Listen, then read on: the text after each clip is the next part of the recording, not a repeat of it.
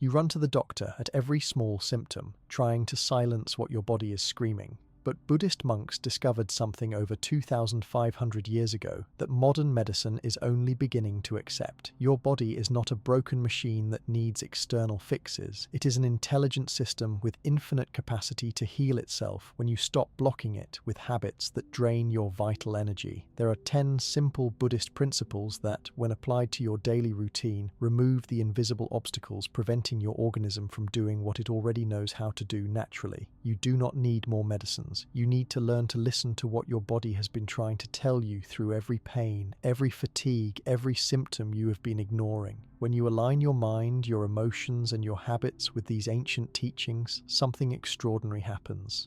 Your immunity awakens, your energy restores itself, and diseases that seemed chronic begin to dissolve without any external intervention. It is not magic, it is the wisdom of your own body finally being respected. Subscribe to the channel, leave your like and comment from which part of the world you are watching, get comfortable and relax. Let us begin. Within you right now exists a healing power so profound, so intelligent, so perfectly calibrated to your unique needs that no medicine created by human hands can match its precision. This is not metaphor or wishful thinking. This is the simple truth that Buddhist masters have understood for thousands of years. Your body is not a machine that breaks down and needs external fixing. Your body is a living miracle of self-regulating wisdom, constantly working to restore balance, repair damage, and return itself to wholeness. The ancient teachings of Buddhism offer us a map to activate this innate healing capacity, not through exotic herbs or complex rituals, but through simple principles that align us with the natural order of life itself. In the mountains of ancient Tibet, there lived a monk who was known throughout the region not for his spiritual teachings, but for something even more remarkable. He had reached the age of 107 years without ever falling seriously ill, without ever needing the medicines that other monks regularly consumed, without ever losing the vitality and clarity that most people surrender by their 40th year. Travelers would journey for months through treacherous mountain passes just to ask him the secret of his extraordinary health. Was it a special diet? A hidden meditation technique? A blessing from an enlightened master? The old monk would smile gently at these questions and invite each visitor to sit with him in his simple stone dwelling. He would pour them tea made from mountain spring water and herbs he gathered himself, and then he would tell them something that almost always disappointed those who came seeking complicated answers. There is no secret, he would say. There are only principles. 10 simple ways of being that I learned not from any teacher, but from observing how life itself operates. The river does not need medicine to flow. The tree does not need doctors to grow. The mountain does not need treatment to stand strong through countless storms. They simply follow their nature. When we human beings remember how to follow ours, the body heals itself as naturally as a cut seals, and a broken bone knits back together. Most visitors would leave feeling unsatisfied, convinced that the old monk was withholding the real secret. But a very few, would stay. They would ask him to teach them these principles. And those who stayed long enough to not just learn the words but embody the wisdom would eventually leave transformed, carrying within them the same vitality, the same peaceful strength, the same self-healing capacity that the old monk demonstrated simply by existing. You are about to receive what those few travelers received, not exotic secrets, but profound principles. Not complex techniques, but simple truths. These are the 10 rules that allow the body to cure its own diseases without medicines. They are drawn from the deepest wells of Buddhist wisdom, tested across millennia by countless practitioners, and validated by what we now understand through modern science about how the human body actually functions. But more importantly, they are truths you can verify for yourself, starting today, starting right now, simply by bringing awareness to how you live, how you breathe, how you think, and how you move through the world. Before we explore each of these 10 rules in depth, it's essential to understand the Buddhist view of health and illness. This perspective is radically different from the mechanistic model most of us have inherited from modern culture. In the Buddhist understanding, your body is not separate from your mind, your emotions, or your spirit. These are not different things loosely connected, but different aspects of one unified whole. What you think creates chemistry in your body. What you feel affects your immune system. How you breathe influences your nervous system. wisdom. What you eat becomes not just your physical substance, but affects your mental clarity and emotional balance. Everything is interconnected, woven together in a web of mutual influence so intricate that trying to heal the body while ignoring the mind is like trying to calm the surface of a lake while stirring up the depths.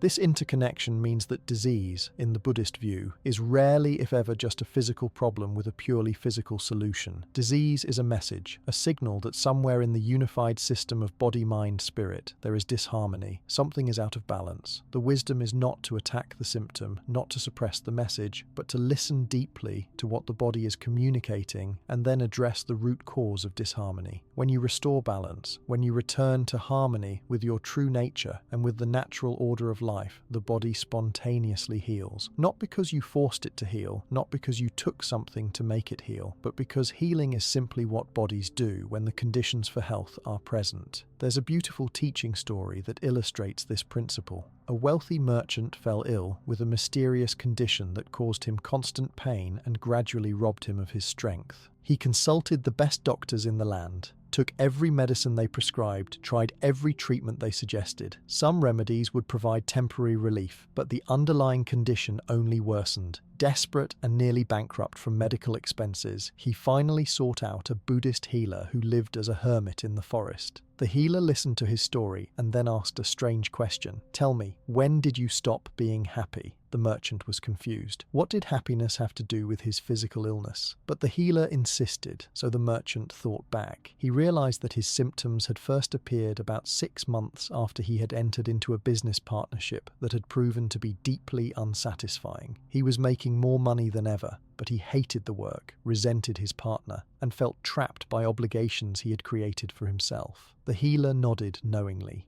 "Your body is not sick," he said. "Your life is sick. Your body is simply showing you, in the only language it has, that you are living in a way that violates your deepest nature. No medicine can cure this. Only you can cure this by having the courage to live differently." The merchant was angry at first. He had come for healing, not for life advice. But something in the healer's words rang true in a way that all the doctor's diagnoses had not. He returned home and over the following months made the difficult decision to dissolve the partnership, simplify his life, and return to work that brought him genuine satisfaction, even though it meant less wealth. Within weeks of making these changes, his symptoms began to improve. Within months, he was completely healed, more vigorous than he had been in years. The illness never returned. This story points to something essential about the Buddhist approach to health. The body is not your enemy when it gets sick. The body is your wisest teacher, your most faithful friend, constantly trying to guide you back to balance, back to harmony, back to living in a way that honors your true nature. Pain, fatigue, illness, these are not random misfortunes to be suppressed or fought against. They are communications, invitations to look deeper, to examine not just what you're eating or how much you're exercising, but how you're living at the most fundamental level. The 10 rules you're about to learn are not prescriptions in the medical sense. They are not treatments to be applied mechanically. They are principles of harmonious living, ways of being that create the conditions in which your body's innate healing intelligence can function optimally. Some of these principles will address the physical dimension of your existence. Others will work primarily with your mental and emotional patterns. Still others will connect you with the spiritual dimension of healing. But all of them work together, synergistically, to restore the wholeness that is your natural state. As we journey through each of these rules, you'll hear stories from the Buddhist tradition that illustrate their wisdom.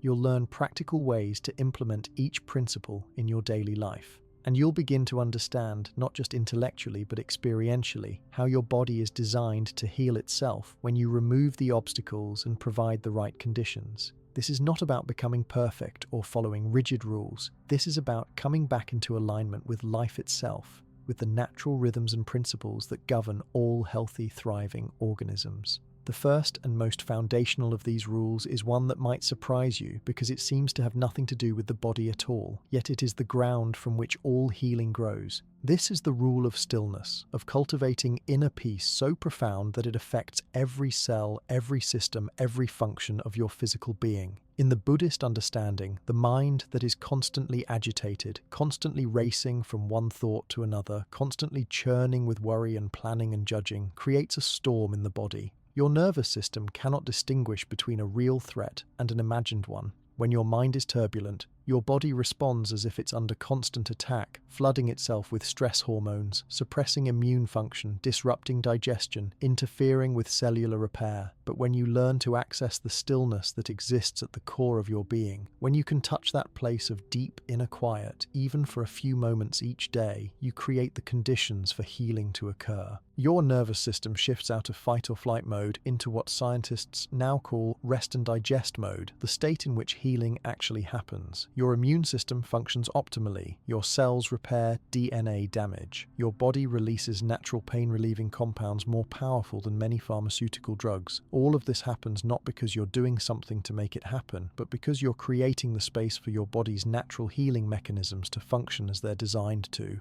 In a monastery in ancient China, there was a young monk who suffered from chronic digestive problems that made his life miserable. He had tried every herbal remedy, every dietary approach, every form of treatment his teachers suggested. Nothing provided more than temporary relief. One day, an old meditation master visited the monastery. Observing the young monk's obvious discomfort, he asked what was wrong. After hearing the story of the digestive troubles and all the failed treatments, the master said something that seemed completely irrelevant. "You are eating your thoughts," he said. "Your mind never stops consuming worry, anxiety, regret, fear. This is the meal that's making you sick. Learn to fast from thought, and your body will heal." The young monk didn't understand what the master meant by fasting from thought, so the master taught him a simple practice. Several times each day he was to stop whatever he was doing, close his eyes, and simply observe his breath moving in and out without trying to change it, without judging it, without thinking about it. Just pure, simple awareness of breathing. At first, the monk could barely manage 30 seconds before his mind would race off into thoughts, but he persisted, practicing multiple times throughout the day, gradually learning to rest in those brief islands of mental stillness. After just 1 week of this practice, his digestive symptoms began to improve. After a month, they had disappeared completely, much to the amazement of the monastery's healer who had been treating him unsuccessfully for years. The monk realized that the master had been exactly right. His mind had been in a constant state of agitation, worrying about his health, anxious about his meditation practice, fearful about his future as a monk. This mental turbulence had created a corresponding turbulence in his digestive system. When he learned to access moments of genuine stillness, his body spontaneously healed what the mind had been disrupting. This is not a metaphor or a spiritual idea disconnected from physical reality. This is how your body actually works. The connection between your mental state and your physical health is not mysterious or mystical. It operates through well-understood physiological pathways. When you're stressed, your body produces cortisol and adrenaline. These hormones are designed for short-term emergency response. They give you quick energy and sharpen your focus so you can fight or flee from a threat. But they accomplish this by suppressing functions that aren't immediately necessary for survival, including immune response, cellular repair, digestion, and reproductive function. If you live in a constant state of mental agitation, you're essentially telling your body that you're in constant danger, and your body responds by staying in emergency mode, sacrificing long-term health for short-term survival. The first rule, then, is this: embrace stillness and inner peace as if your life depends on it, because it does. This doesn't mean you need to become a monk or meditate for hours each day, though those practices certainly help. It means learning to recognize the difference between the storm of mental activity and the stillness beneath it. It means creating moments throughout your day when you consciously step out of the stream of thinking and rest in simple awareness. It means noticing when your mind is creating unnecessary turbulence through worry about the future or regret about the past, and gently bringing yourself back to the peace of the present moment. There are countless ways to practice this first rule, and you'll need to find what works for your unique temperament and circumstances. For some people, formal sitting meditation is the doorway to stillness. For others, it's walking in nature, or practicing gentle yoga, or simply pausing throughout the day to take 3 conscious breaths. The specific technique matters less than the commitment to regularly access that place of inner quiet. What you're doing when you practice stillness is not just relaxing or de-stressing, though those certainly happen. You're fundamentally shifting your body's operating system from emergency mode to healing mode. You're removing one of the primary obstacles that prevents your innate healing intelligence from doing its work. In the Buddhist tradition, there's a concept called the monkey mind, the restless, agitated mental state that jumps from branch to branch, from thought to thought, never settling, never at peace. Most modern people live almost entirely in monkey mind, and they wonder why their bodies break down, why they develop chronic diseases, why they feel exhausted even when they've had adequate sleep. The monkey mind creates a monkey body, constantly aroused, constantly stressed, constantly depleting its resources. But beneath the monkey mind is what the Buddhists call the ox mind, steady, calm, powerful, grounded. When you learn to shift from monkey mind to ox mind, even for brief periods, your body breathes a sigh of relief and begins the work of healing. This first rule is the foundation for all the others because without some degree of inner stillness, you cannot access the body awareness necessary to practice the other rules effectively. You cannot hear what your body is trying to tell you if your mind is making too much noise. You cannot feel the subtle signals of hunger, fullness, fatigue, and vitality if you're disconnected from your physical experience by constant mental activity. You cannot trust your body's wisdom if you cannot quiet the anxious voice of the worried mind. Everything begins with stillness. Everything grows from the ground of inner peace. The second rule flows naturally from the first, like a river finding its course through the landscape. If stillness is the ground of healing, then breath is the bridge between the stillness of your deepest being and the activity of your physical body. In Buddhist teaching, breath is not just a mechanical process of gas exchange, though of course it is that. Breath is the most intimate connection between your inner world and the outer world, the place where consciousness and matter meet and merge. Every breath you take is an act of receiving from the universe and offering back to it. And the quality of your breathing, the depth, the rhythm, the awareness you bring to it, profoundly affects every aspect of your health. In the forests of ancient Thailand, there was a meditation master who taught what he called the healing breath. Students would come to him with all manner of physical ailments, from chronic pain to digestive disorders to respiratory problems. Before addressing any specific condition, he would teach them the same fundamental practice: conscious breathing. Not special breathing techniques or complex patterns, but simply the practice of being fully aware of each breath, feeling it completely, honoring it as the life force that it is. The master would tell his students that most people are only half alive because they only half breathe. They take shallow sips of air into the top portion of their lungs, never accessing the deep, nourishing breath that fills the entire body with life force and clears away stagnation. This teaching points to something crucial. The way most people breathe in modern life, shallow, rapid, unconscious, is actually a stress response. It's the breathing pattern associated with anxiety and fear. When you breathe this way habitually, you're constantly signaling to your nervous system that you're under threat, which triggers all the stress responses we discussed in the first rule. But breath is unique among bodily functions because it operates both automatically and voluntarily. Your body breathes whether you think about it or not, but you can also consciously control your breathing. This makes breath the most accessible tool for influencing your autonomic nervous system, for shifting from stress mode to healing mode. The second rule, then, is this: practice mindful breathing as medicine for body and mind. This doesn't mean you need to control your breath all the time or breathe in any particular complicated way. It means bringing conscious awareness to your breathing multiple times throughout the day. It means occasionally taking the time to breathe deeply, fully, allowing the breath to fill not just your lungs, but your entire torso, your belly, your sides, your back. It means noticing when your breathing has become shallow or held and consciously releasing into a fuller, freer breath. It means using the breath as an anchor to the present moment, a way to return again and again to the here and now where healing happens. There's a beautiful story from the Zen tradition about a student who complained to his master about feeling constantly anxious and unwell. The master observed the student for several days and then said, "I see your problem. You're trying to live your life while holding your breath. Of course you feel anxious and sick. You're suffocating yourself moment by moment." The student protested that he wasn't holding his breath. He was breathing just fine. The master asked him to pay careful attention to his breathing for the next hour and notice what happened. The student was shocked to discover that whenever he was concentrating on something, thinking hard or feeling any kind of stress, his breathing would become very shallow, and sometimes he would actually hold his breath for several seconds without realizing it. He was, quite literally, chronically suffocating himself. The master taught him a simple practice.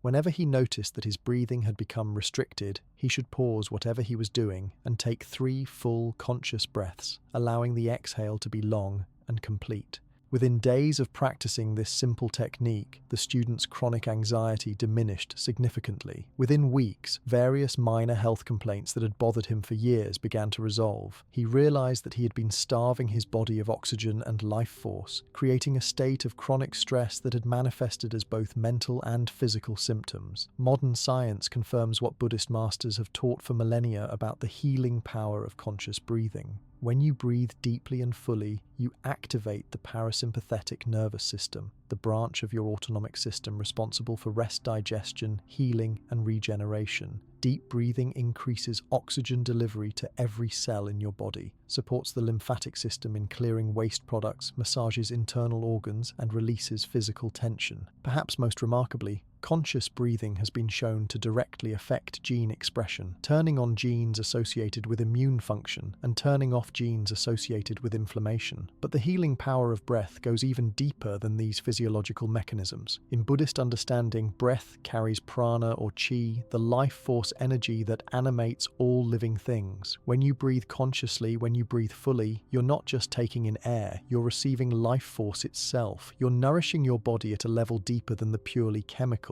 This might sound mystical, but consider your own experience. Haven't you noticed how different you feel after taking several deep, conscious breaths? How tension dissolves, how the mind clears, how you feel more present and alive. This is not just oxygen. This is the revitalizing power of life force entering your system when you open to receive it.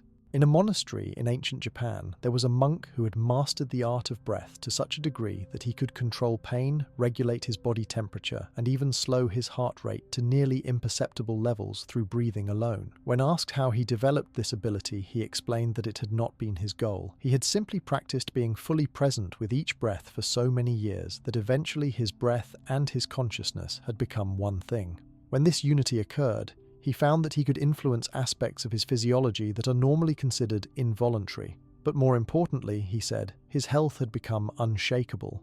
Minor illnesses that used to afflict him no longer found purchase. His energy remained stable throughout the day. His mind stayed clear and focused. All of this, he insisted, was not because of any special power he possessed, but simply because he had learned to breathe properly, to receive fully the life force that breath delivers. You don't need to become a breathing master to receive the healing benefits of this second rule. You simply need to bring awareness to your breath regularly and allow it to deepen naturally. Here are some practical ways to implement this principle in your daily life. First, establish a simple morning practice of conscious breathing. Before you get out of bed, before you reach for your phone, before you launch into the day's activities, lie still and take 20 conscious breaths. Follow each breath with your awareness, feeling the cool air enter your nostrils, feeling your belly and chest expand, feeling the warm air exit, feeling your body relax with each exhale. This simple practice sets the tone for your entire day, shifting your nervous system into healing mode from the very beginning. Second, create breath anchors throughout your day. These are specific moments when you pause to take 3 full conscious breaths. You might anchor this practice to regular activities, taking 3 conscious breaths before each meal, before starting your car, before checking your email, before going to sleep. These brief breath breaks interrupt the momentum of stress accumulation and give your nervous system regular opportunities to reset. Third, notice when your breathing becomes restricted and consciously release it. Stress, fear, concentration, and many other mental states cause the breath to become shallow or held. Simply noticing this pattern and consciously choosing to breathe more fully is a powerful intervention. You don't need to fight against the stress or try to make it go away. Just breathe more fully in the midst of it, and the stress will naturally begin to dissolve. Fourth, occasionally practice extended periods of conscious breathing, perhaps 10 or 15 minutes, where your only focus is being completely present with your breath. You don't need to change your breathing or make it special. Just feel it completely, as if you've never experienced breathing before, with the curiosity and wonder of someone discovering something miraculous. This practice deepens your relationship with breath and strengthens your ability to use breath as a healing tool. Finally, bring breath awareness into movement. When you're walking, feel your breath coordinating with your steps. When you're exercising, don't let your breathing become ragged or held. Maintain awareness and keep it as full and easy as possible. When you're doing simple tasks around your home, notice your breathing and keep it flowing freely. This integration of breath awareness into activity is what transforms breathing from a practice you do at special times into a way of being that supports healing all day long. There's an advanced dimension to this second rule that's worth mentioning even if you're just beginning. In Buddhist teaching, the breath is seen as a vehicle for moving energy through the body and clearing blockages that contribute to disease. When you breathe with full awareness, you can direct the breath not just into your lungs, but, in a sense, into any part of your body that needs attention. If you're experiencing pain or tension somewhere, you can visualize and feel your breath flowing into that area, bringing fresh energy and life force, clearing stagnation. This is not merely imagination. Focused awareness combined with breath does seem to increase blood flow, release tension, and support healing in targeted areas. There's a story of a meditation master who developed a severe pain in his shoulder that his doctors said would require surgery. Instead of agreeing to the operation immediately, the master spent 1 month breathing into the shoulder, dedicating his meditation practice to directing breath and awareness into the painful area. He would visualize the breath flowing into his shoulder with healing energy, and he would breathe out tension and pain. After 1 month of this practice, he returned to his doctors for a final consultation before the planned surgery. They were amazed to find that the condition had resolved itself completely. The master explained that he had simply provided what the area needed: attention, energy, and the space to heal. The breath had been his tool for delivering these healing essentials. The third rule addresses the relationship you have with your physical body itself, a relationship that for most people is fraught with judgment, criticism, and a curious kind of resentment. You look in the mirror and focus on what's wrong. You compare your body to impossible ideals. You treat your body as a servant that exists to fulfill your will, or as an enemy that betrays you with its limitations and vulnerabilities. This adversarial relationship with your own flesh is, in Buddhist understanding, one of the primary obstacles to healing. How can your body heal when you hold it in contempt? How can your cells function optimally when you're constantly bathing them in the chemistry of self-rejection? The third rule is this: cultivate gratitude for your body as a miracle of infinite intelligence. In the Buddhist worldview, your body is not a random collection of parts, not a machine that occasionally breaks down, but a staggering expression of the universe's creativity and wisdom. Consider for a moment what your body does without any conscious effort from you. Your heart beats approximately 100,000 times per day, pumping blood through 60,000 miles of blood vessels, delivering oxygen and nutrients to 37 trillion cells. Your immune system identifies and neutralizes thousands of potential threats every single day, distinguishing between what belongs and what doesn't with exquisite precision.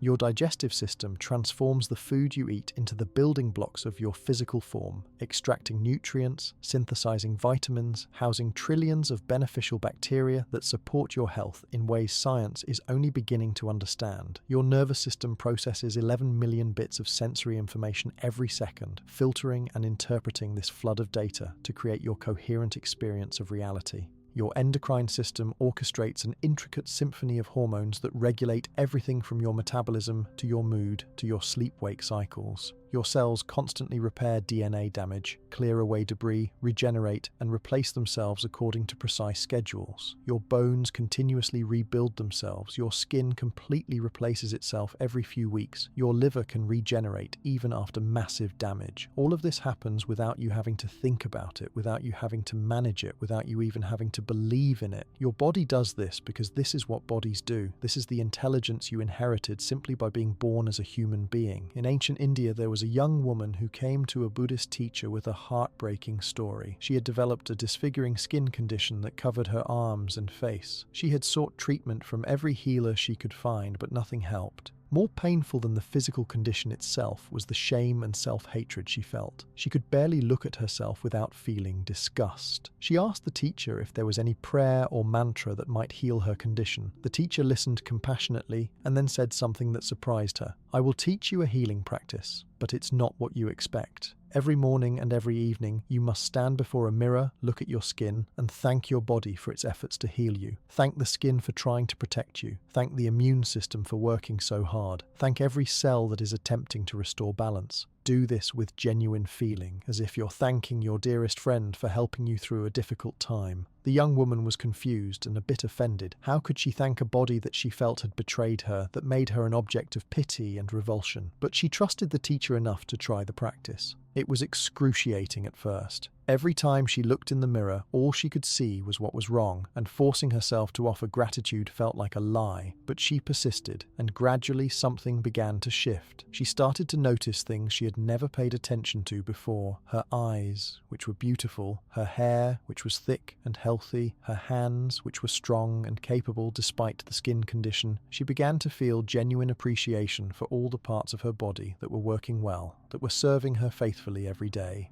As her practice deepened, she found that she could even begin to appreciate the affected skin itself. She realized that the condition was not her body attacking her, but her body trying to cope with some imbalance, trying to protect her in the only way it knew how. Her feelings shifted from resentment to compassion. She began speaking to her body the way a loving mother might speak to a struggling child. "I see you're having a hard time. I'm here with you. We'll figure this out together." After several months of this practice, she noticed that the skin condition was beginning to improve.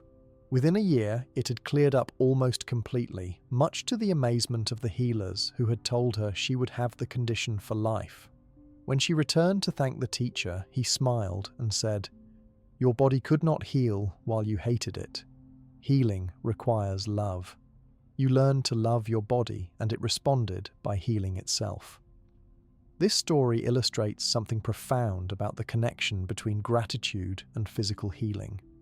Gratitude is not just a nice feeling or a spiritual practice disconnected from physical reality. Gratitude creates specific biochemical changes in your body. When you feel genuine appreciation, your brain releases dopamine and serotonin, neurotransmitters associated with well-being. Your heart rhythm becomes more coherent and organized, which has positive effects throughout your entire physiology. Your stress hormones decrease, and your immune function improves. At the deepest level, gratitude shifts your relationship with your body from adversarial to collaborative, from critical to compassionate, and this shift creates the emotional and energetic conditions in which healing can occur.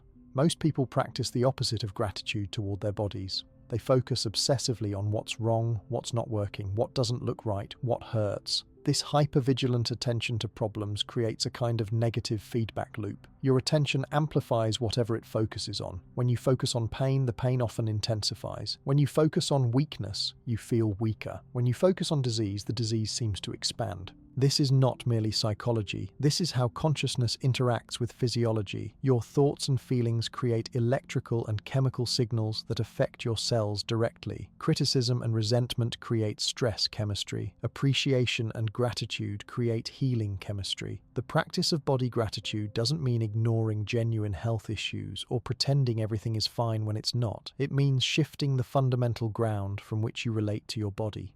Instead of approaching your body as something that needs to be fixed, controlled, or improved before it can be acceptable, you approach it with the recognition that it is already, right now, performing miracles of extraordinary complexity. Even when your body is ill, most of its systems are still functioning well. Even when you're in pain, countless processes are working correctly. Even when something is genuinely wrong, your body is mounting sophisticated healing responses. This recognition is not denial. This is seeing the whole truth instead of fixating on one aspect of the truth. Here are practical ways to implement this third rule. First, establish a morning practice of body gratitude. Before getting out of bed, take a moment to thank your body for the rest it provided during sleep, for the breath that flows without effort, for the beating of your heart, for the movement of your limbs. You might place your hands on different parts of your body and silently or aloud offer thanks.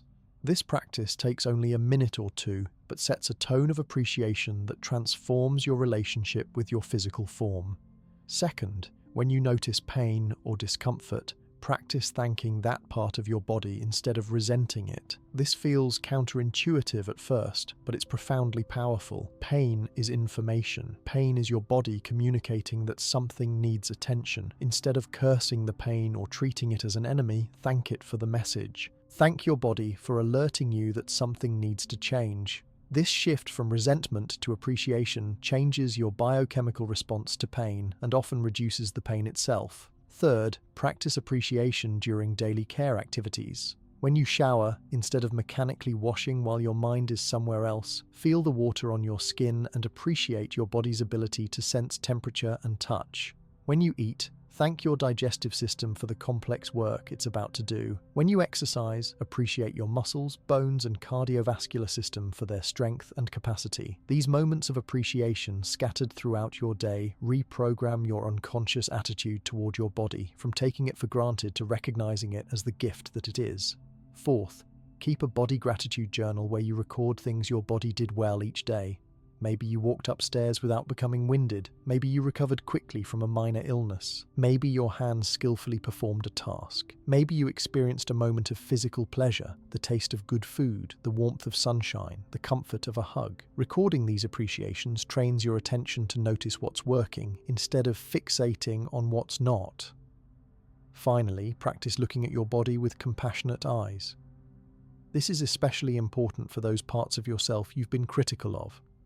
If you've disliked your belly, practice placing your hands on your belly with tenderness and thanking it for protecting your internal organs, for its role in breathing, for its softness and vulnerability.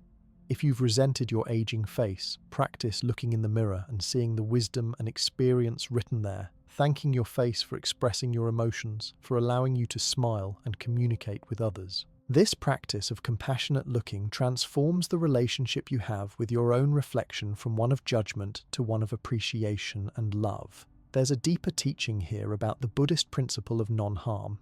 One of the fundamental ethical guidelines in Buddhism is to avoid causing harm to any living being. Most people understand this to mean not harming other people or animals, but few realize that this principle applies equally to how you treat yourself, including how you treat your own body. When you speak harshly to yourself about your body, when you punish yourself with excessive exercise or restriction, when you fill your mind with critical thoughts about your appearance or health, you are causing harm. You are creating suffering for a living being, the being that you are. This harm has consequences. It creates stress. It disrupts your body's natural healing processes. It perpetuates the very suffering you're trying to escape. The opposite of harm is loving kindness, which in Buddhist teaching is not just a nice sentiment, but a powerful force for healing and transformation. When you cultivate loving kindness toward your body, when you speak to it as you would speak to someone you deeply cherish, when you treat it with tenderness and respect, you create the conditions for that body to thrive. Your cells literally respond to the energy of love. This has been demonstrated in studies showing that plants grow better when people speak kindly to them, that water crystals form more beautiful patterns when exposed to loving words.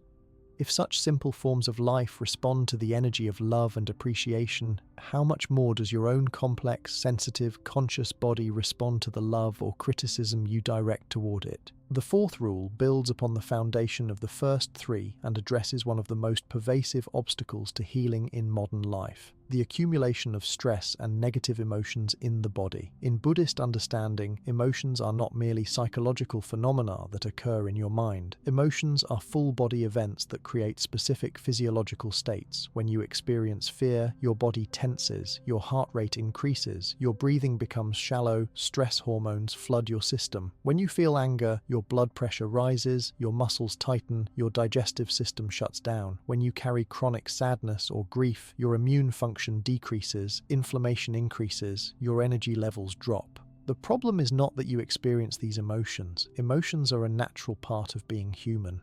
The problem occurs when emotions are not fully experienced and released, but instead become lodged in the body as chronic tension, stuck energy, or what traditional Chinese medicine calls stagnation. Most people were never taught how to be with emotions in a healthy way. You were taught to suppress them, to soldier on, to stay strong, to keep busy so you don't have to feel. But suppressed emotions don't disappear. They go underground and create havoc with your physical health. The anger you swallowed years ago might be manifesting as chronic tension in your jaw or shoulders. The grief you never let yourself fully feel might be weakening your immune system. The fear you've been carrying since childhood might be disrupting your digestion or affecting your heart. The fourth rule is this: release stress and negative emotions consciously and completely, allowing them to move through you rather than storing them in your body.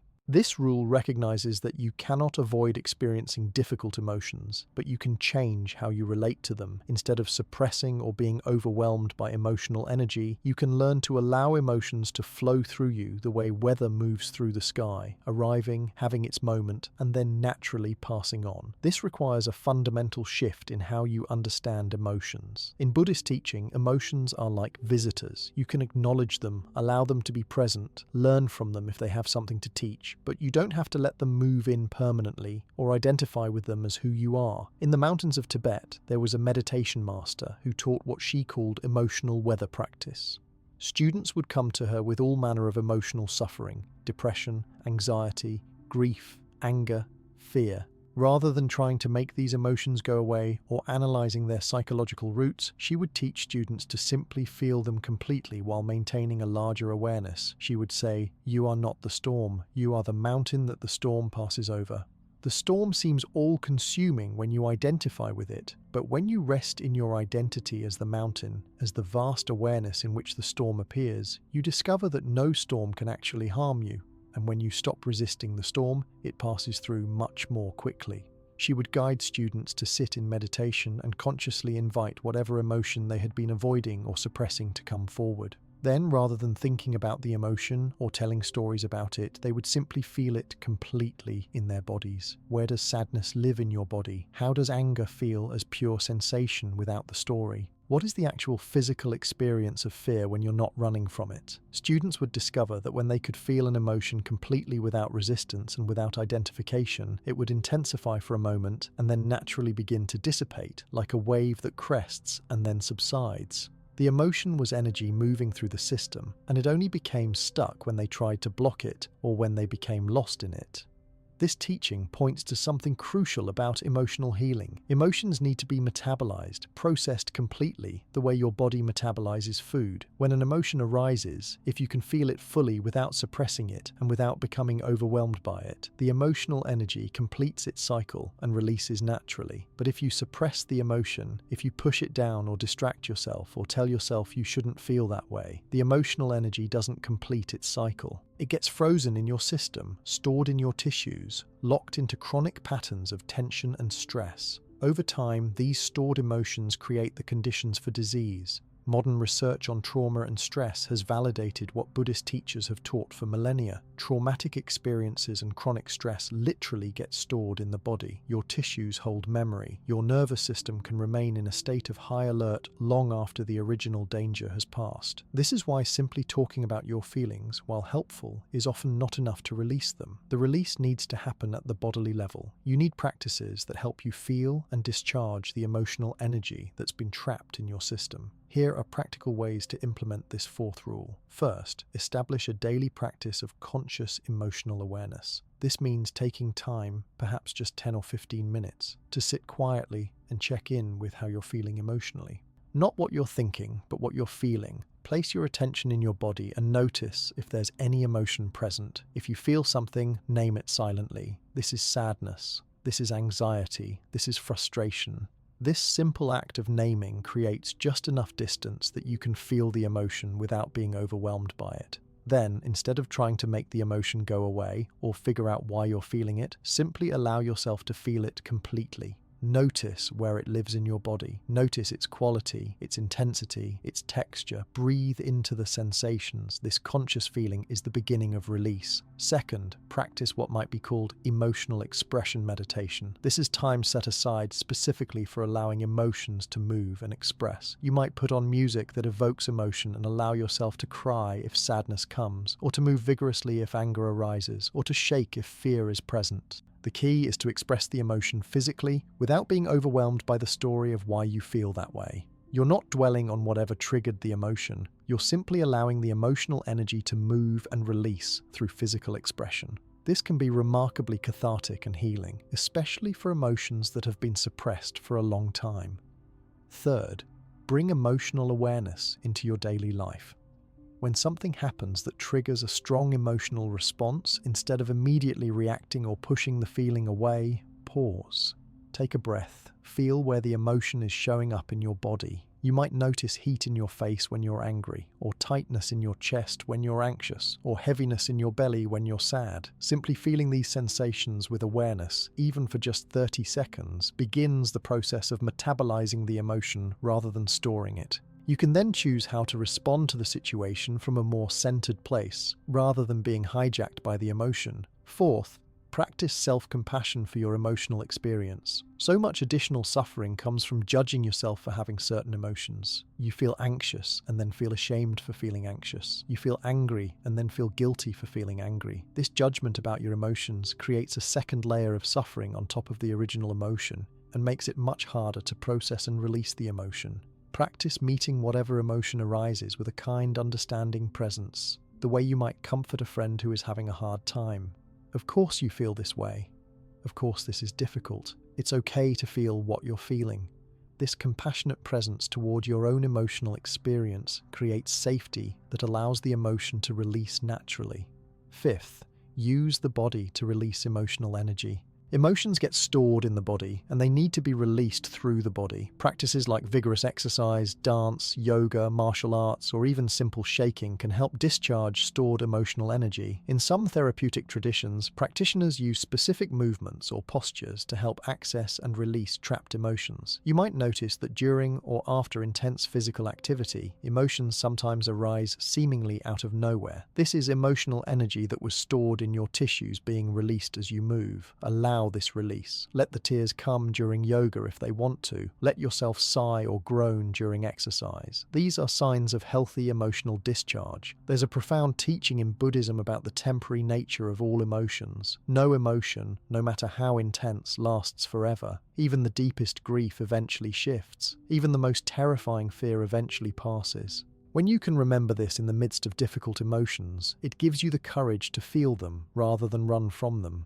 You know that this too shall pass. The suffering is not in the emotion itself, but in your resistance to it and your belief that it will last forever. When you can meet emotion with the wisdom that it is temporary, like weather passing through, you can relax your resistance and allow the emotion to complete its natural cycle. There's a story of a Buddhist monk who experienced profound grief after the death of his teacher. Some students were surprised to see this monk, known for his equanimity, weeping openly. One student approached him and said, "Master, I thought that Buddhist practice was supposed to free us from suffering. Why are you grieving?" The monk replied, "Buddhist practice frees us from unnecessary suffering, not from the natural grief that comes with loss. Grief is love with nowhere to go. It is natural and healthy to feel this. What would be unhealthy is to suppress it or pretend I don't feel it. I allow myself to grieve fully, and in doing so I honor my teacher and honor the truth of this moment. The grief will run its course, and peace will return. But I don't need to rush that process or pretend I'm beyond human feeling."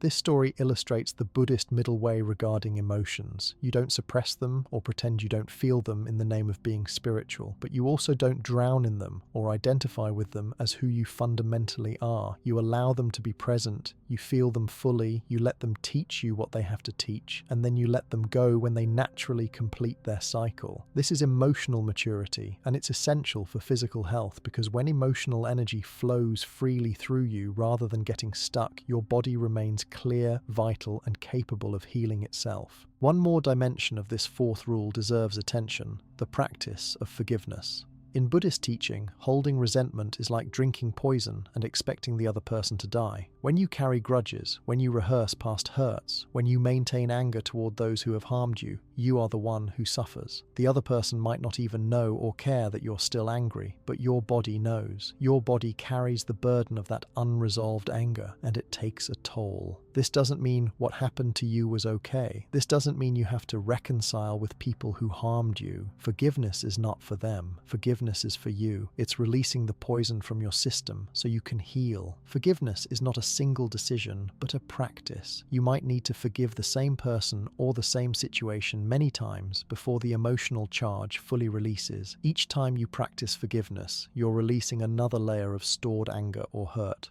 Each release creates more space for your body to heal. In this way, forgiveness becomes medicine, perhaps the most potent emotional medicine available. When you can finally fully release resentment toward those who have harmed you, and even toward yourself for your own mistakes and failures, you free tremendous energy that was bound up in maintaining those grudges. This energy becomes available for healing, for growth, for living more fully in the present moment, rather than remaining chained to the past. The fifth rule shifts attention to one of the most fundamental and intimate relationships you have, the relationship between you and food. In modern culture, this relationship has become extraordinarily complicated, fraught with anxiety, confusion, and conflicting advice. Should you eat this or that? Is this food good or bad? How much is too much? What diet is best? The Buddhist approach cuts through this confusion by returning to a much simpler, more profound understanding. Food is not just fuel for your body. Food is life feeding life. Every bite you take represents the sun, the rain, the soil, the farmers, the vast web of interconnection that brought this nourishment from the earth to your plate. Eating is a sacred act when approached with awareness, and how you eat matters at least as much as what you eat. The fifth rule is this: eat with awareness and moderation, honoring food as medicine and your body as a temple. In Buddhist monasteries, meals are often eaten in silence, not as a restriction, but as an opportunity to bring complete attention to the act of eating. When you eat with full awareness, everything changes. You taste your food more fully. You notice when you're satisfied rather than eating unconsciously until you're uncomfortably full. You sense what your body truly needs rather than being driven by cravings created by stress or habit. You develop an intuitive wisdom about food that no diet book can provide, because this wisdom comes from the body itself when you learn to listen to it. In ancient China, there was a Buddhist doctor who was renowned for his ability to cure digestive ailments that other physicians could not help. People would travel from distant provinces seeking his treatments. When they arrived expecting elaborate herbal formulas or complex dietary protocols, he would surprise them with his prescription. He would insist that they eat one meal under his observation. He would serve simple food, rice, vegetables, perhaps some fish, but he would not allow them to speak during the meal. He would instruct them to eat very slowly, chewing each bite at least 30 times, paying complete attention to the taste, texture, and sensation of the food. For most people, this was excruciating. They had never eaten this way before. Their minds raced. They wanted to rush through the meal and get on with things. But the doctor would insist they stay present with each bite. After the meal, he would ask them how they felt. Many were surprised to discover they felt satisfied by a much smaller amount of food than they usually ate. Many noticed subtle sensations they had never paid attention to before, perhaps a slight burning that indicated this particular food didn't agree with them, or a pleasant warmth that indicated their body welcomed this nourishment. The doctor would then give his prescription: eat every meal this way for 1 month, with complete attention, chewing thoroughly, stopping when satisfied rather than full. He would offer some dietary advice tailored to their specific constitution, but he insisted that how they ate was more important than exactly what they ate. Most people found this prescription annoying. They wanted a magic pill or secret remedy, not instructions to simply pay attention while eating. But those who actually followed his guidance found that their digestive problems improved dramatically, often resolving completely within that month of mindful eating. The doctor would explain that most digestive ailments are not caused by eating the wrong foods, though that can be a factor. They're caused by eating in a state of stress, eating too quickly, eating unconsciously, eating amounts that overwhelm the digestive system. When you eat with true awareness, with calm presence, with thorough chewing, your digestive system can do what it's designed to do. The simple act of bringing consciousness to eating allows the body's innate wisdom to guide you toward health. This teaching points to something crucial that modern culture has forgotten. Digestion begins not in the stomach, but in the mind. Before food even enters your mouth, your awareness of food triggers digestive processes. Seeing food, smelling food, anticipating eating, all of this begins to prepare your digestive system. But this only works properly when you're in a relaxed state. When you eat while stressed, while distracted, while watching television or scrolling through your phone, your digestive system cannot function optimally. Your body is in stress mode, not rest and digest mode. The food you eat, no matter how nutritious, cannot nourish you properly if your nervous system is not in the right state to receive it. Moreover, eating quickly and unconsciously leads to overeating. It takes approximately 20 minutes for the satiety signals from your stomach to reach your brain. If you eat rapidly, you can consume far more food than you need before before your brain registers that you're satisfied. But when you eat slowly, savoring each bite, paying attention to the experience, you naturally stop eating when you've had enough, because you can feel the subtle signal of satisfaction. This is how animals in nature eat. They eat when they're hungry, and they stop when they're satisfied. They don't overeat unless food is scarce, and they need to store energy for lean times. Humans are the only animals that regularly eat beyond satisfaction, and we do this primarily because we've lost the ability to sense our own body's signals due to distracted, unconscious eating. The Buddhist principle of moderation applies powerfully to eating. The Buddha himself taught the middle way between extreme asceticism and overindulgence. He had tried severe fasting and deprivation and found that it weakened his body without bringing enlightenment. He had also experienced the suffering that comes from overindulgence. The middle way regarding food means eating enough to nourish and sustain your body without either starving or stuffing yourself. It means enjoying food as one of life's pleasures without becoming a slave to the pleasure. It means being flexible rather than rigid, able to eat simply when that's what's available, and able to enjoy a feast when that's appropriate, always maintaining awareness and balance. Here are practical ways to implement this fifth rule. First, establish a practice of blessing or thanking your food before you eat. This doesn't need to be religious if that's not your orientation. Simply take a moment before each meal to pause, look at your food, and recognize all that brought it to you. Thank the earth, the sun, the rain, the people who grew and prepared this food. This brief pause shifts you out of doing mode into being mode and signals to your body that it's time to receive nourishment. Second, eliminate distractions during at least one meal per day. Turn off the television, put away your phone, close your computer. If you're eating with others, let the conversation be light and pleasant, not heavy or stressful. Ideally, try eating in complete silence occasionally, bringing your full attention to the experience of eating. This might feel strange at first, but it's profoundly grounding and helps you reconnect with the simple pleasure and necessity of nourishing yourself. Third, practice slow eating and thorough chewing. This is one of the simplest yet most powerful changes you can make. Chewing each bite at least 20 or 30 times before swallowing has multiple benefits. It pre-digests the food through the enzymes in your saliva, making it easier for your stomach to process. It slows down your eating so you can sense satisfaction before overeating. It allows you to fully taste your food and extract maximum pleasure from each bite. It signals to your nervous system that you're safe and relaxed. Try this practice with just one meal to start. Notice how different the experience is and how different you feel afterward. Fourth, learn to distinguish between physical hunger and emotional hunger. Many people eat not because their body needs food, but because they're stressed, bored, lonely, or anxious. Emotional eating is using food as a drug to change how you feel. There's nothing wrong with occasionally eating for comfort, but when it becomes your primary way of dealing with difficult emotions, it contributes to poor health and disconnection from your body's actual needs. Before you eat, especially between meals, pause and ask yourself, is my body actually hungry, or am I trying to fill an emotional need?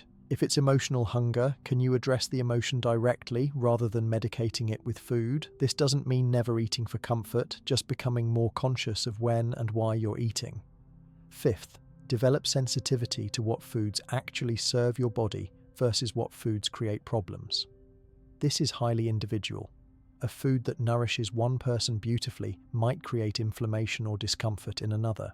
The only way to know what truly serves your unique body is to pay attention to how you feel after eating different foods. Not immediately after, but in the hours following a meal. Do you feel energized or sluggish, clear-minded or foggy, comfortable or bloated, calm or agitated? Your body is constantly giving you feedback about what serves it and what doesn't, but you can only receive this feedback if you're paying attention. This sensitivity takes time to develop, but it's worth cultivating because it gives you access to your body's innate nutritional wisdom. There's a deeper teaching here about the Buddhist principle of non-attachment. One of the ways people create suffering is by becoming attached to specific foods or eating patterns, holding them rigidly even when they no longer serve. Maybe you've been a vegetarian for years and it served you well, but now your body is asking for something different. Maybe you followed a particular diet that helped you lose weight, but now it's creating restriction and anxiety. The wisdom is to hold all approaches to eating lightly, always checking in with what your body actually needs right now, rather than clinging to what worked in the past or what some authority says you should do.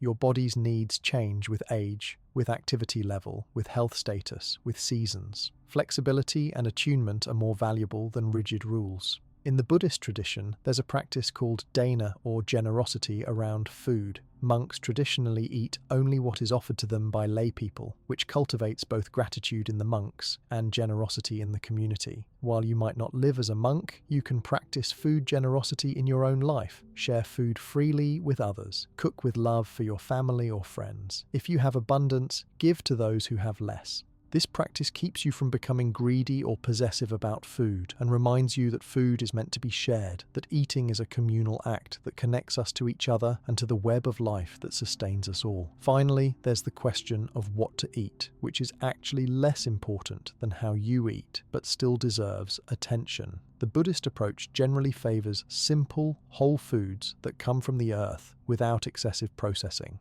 plant-based foods that are close to their natural state, foods that were recently alive and carry life force. This doesn't mean you must be vegetarian, though many Buddhists are, based on the principle of non-harm. It means favouring foods that clearly came from the earth over foods that came from a factory, foods with ingredients you can pronounce and understand over foods with chemical additives, foods that rot when left out over foods that remain unchanged indefinitely. These simple guidelines align with what modern nutritional science has discovered about health, but the Buddhist tradition knew this wisdom thousands of years before there was any scientific evidence. The body knows what it needs. Foods that come from the earth, that carry the sun's energy, that were recently alive, these are the foods that best nourish life. The sixth rule addresses another fundamental aspect of physical existence that profoundly affects your health: movement.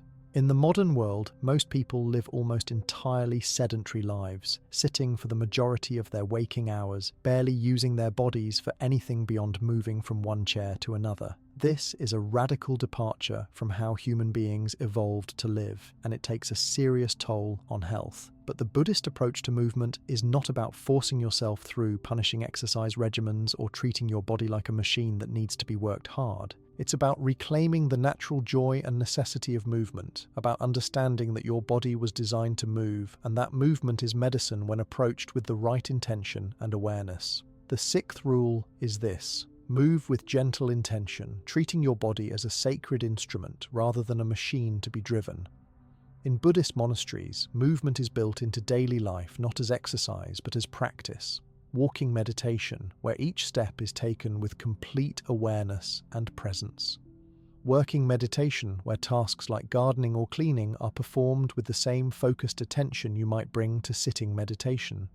These are not separate from spiritual practice. These are spiritual practice. The body is not an obstacle to enlightenment, but a vehicle for it. How you care for this vehicle, how you move through space, how you inhabit your physical form, all of this is part of the path. There's a beautiful story from ancient Japan about a master swordsman who was also a renowned Zen monk. Students would come to him wanting to learn his sword technique, expecting rigorous training in combat skills. Instead, he would have them spend the first 6 months simply learning to stand properly, to breathe fully, to sense their body's natural balance and alignment. Many students left in frustration, thinking he was wasting their time, but those who stayed discovered something remarkable. By the time they actually picked up a sword, they had developed such bodily awareness, such groundedness and presence, that the sword techniques came naturally. They could move with power, precision, and grace, because they had learned to inhabit their bodies fully. The master would explain that most people walk through life barely inhabiting their bodies at all. They're so lost in thought, so disconnected from physical sensation, that their movements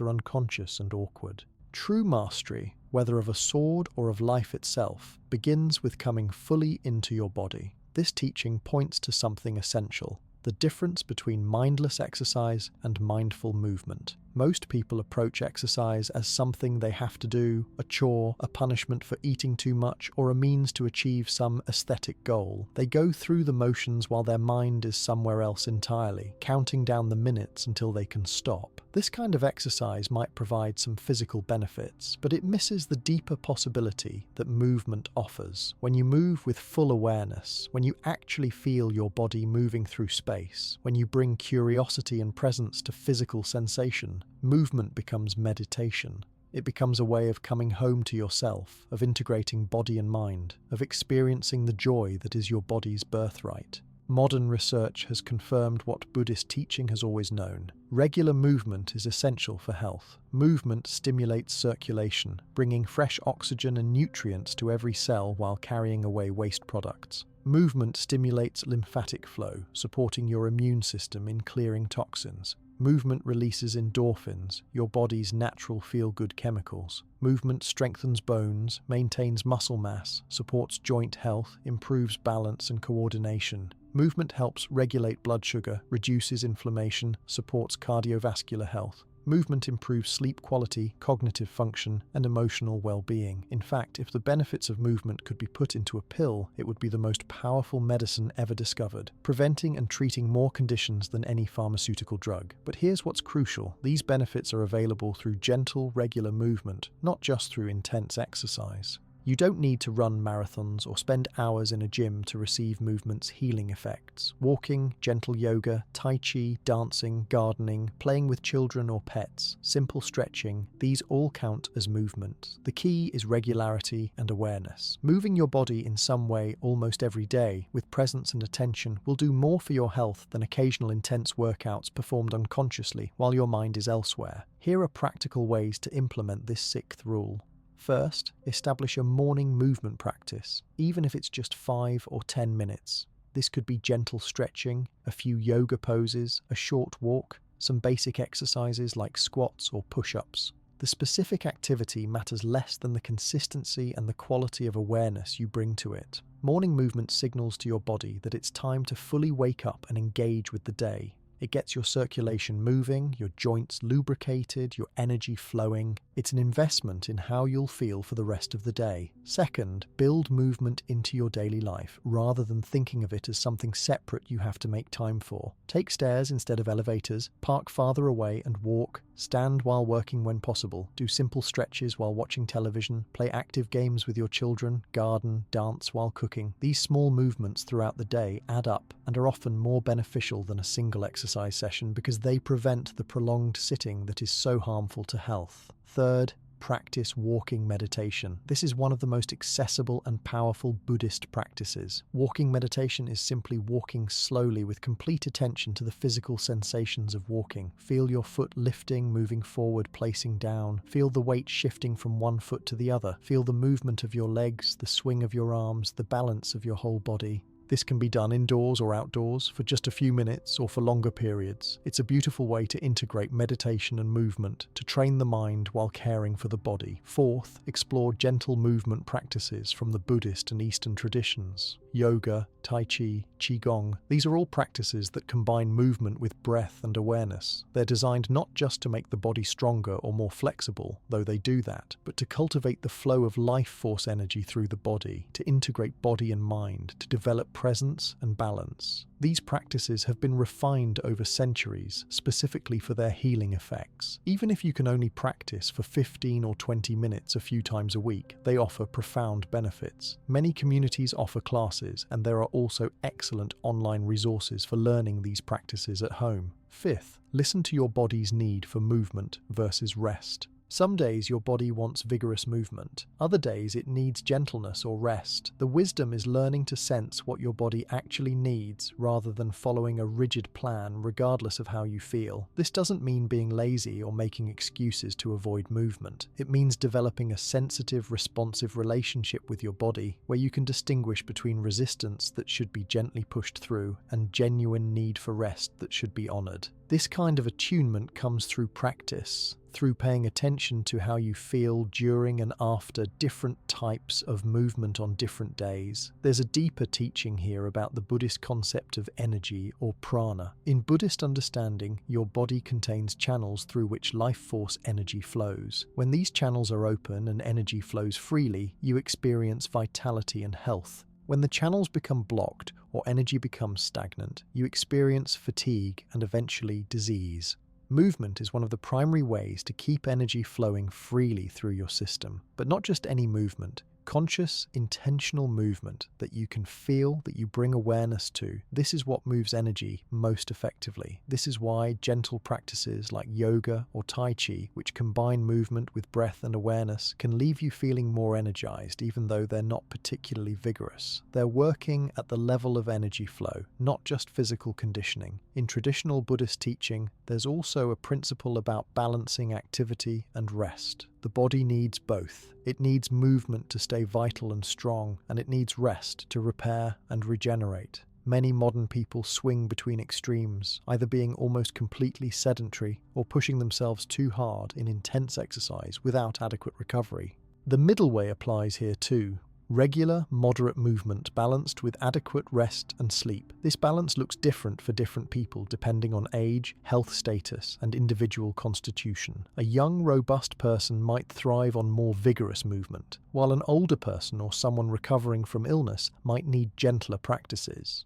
The wisdom is knowing what serves your unique body at this particular time in your life. There's one more dimension to this rule worth exploring: the practice of moving with joy. Children move naturally, spontaneously, joyfully. They run and jump and dance, not because they're exercising, but because moving feels good. Somewhere along the way to adulthood, most people lose this natural delight in movement. Movement becomes work, obligation, something to check off a list. But when you can reconnect with the simple pleasure of inhabiting a body that can move, when you can find activities that genuinely bring you joy rather than just doing what you think you should do, movement transforms from obligation to celebration. Maybe it's dancing to music you love, or swimming, or hiking in nature, or playing a sport. Whatever it is, when movement becomes play rather than work, you're much more likely to do it regularly, and the benefits multiply because you're not just moving your body, you're also lifting your spirit. There's a Zen saying, when sitting, just sit. When walking, just walk. Above all, don't wobble. This points to the power of bringing your full presence to whatever you're doing. When you move, really move. Be fully present in the movement. Feel it, enjoy it. Give it your attention. This presence transforms any physical activity into a practice that nourishes not just your body, but your whole being. This is how movement becomes medicine, not just for physical ailments, but for the fragmentation and disconnection that plague modern life. When you're fully present in your moving body, you cannot be lost in anxious thoughts about the future or regretful thoughts about the past. You are here, now, alive in this moment, in this body, moving through space. This simple presence is itself a form of healing. The seventh rule brings us to something so fundamental to health that its importance cannot be overstated. Yet in modern culture, it's often treated as optional or expendable: sleep. Most people in the developed world are chronically sleep deprived, treating sleep as wasted time, something to minimize, so they can be more productive, more active, pack more into their days. But from the Buddhist perspective, sleep is not wasted time. Sleep is sacred restoration. The time when your body performs the deep healing and regeneration that cannot happen while you're active and engaged with the world. How you sleep and how much you sleep profoundly affects every aspect of your health, from your immune function to your mental clarity, to your emotional resilience, to your cellular repair processes. The seventh rule is this: honor sleep as sacred restoration, giving your body the rest it needs to heal and renew itself. In Buddhist monasteries, the daily schedule is carefully structured to include adequate sleep, usually about 7 to 8 hours, because the masters understood that you cannot practice effectively, cannot maintain clear awareness, cannot cultivate compassion and wisdom if you're exhausted. Sleep is not a luxury. Sleep is a necessity, as essential to life as food, water, and breath. Yet unlike food and water, which people generally recognize as non-negotiable needs, sleep is something many people feel they can shortchange without consequence. This is a dangerous delusion. Every hour of sleep you regularly miss is a debt you're accumulating, and eventually that debt comes due in the form of compromised health. During sleep, your body engages in processes that cannot occur during waking hours. Your brain clears away metabolic waste products that accumulated during the day, waste products that, if allowed to build up, contribute to cognitive decline and neurodegenerative diseases. Your immune system releases proteins called cytokines that fight infection and inflammation, which is why adequate sleep is essential for resisting illness.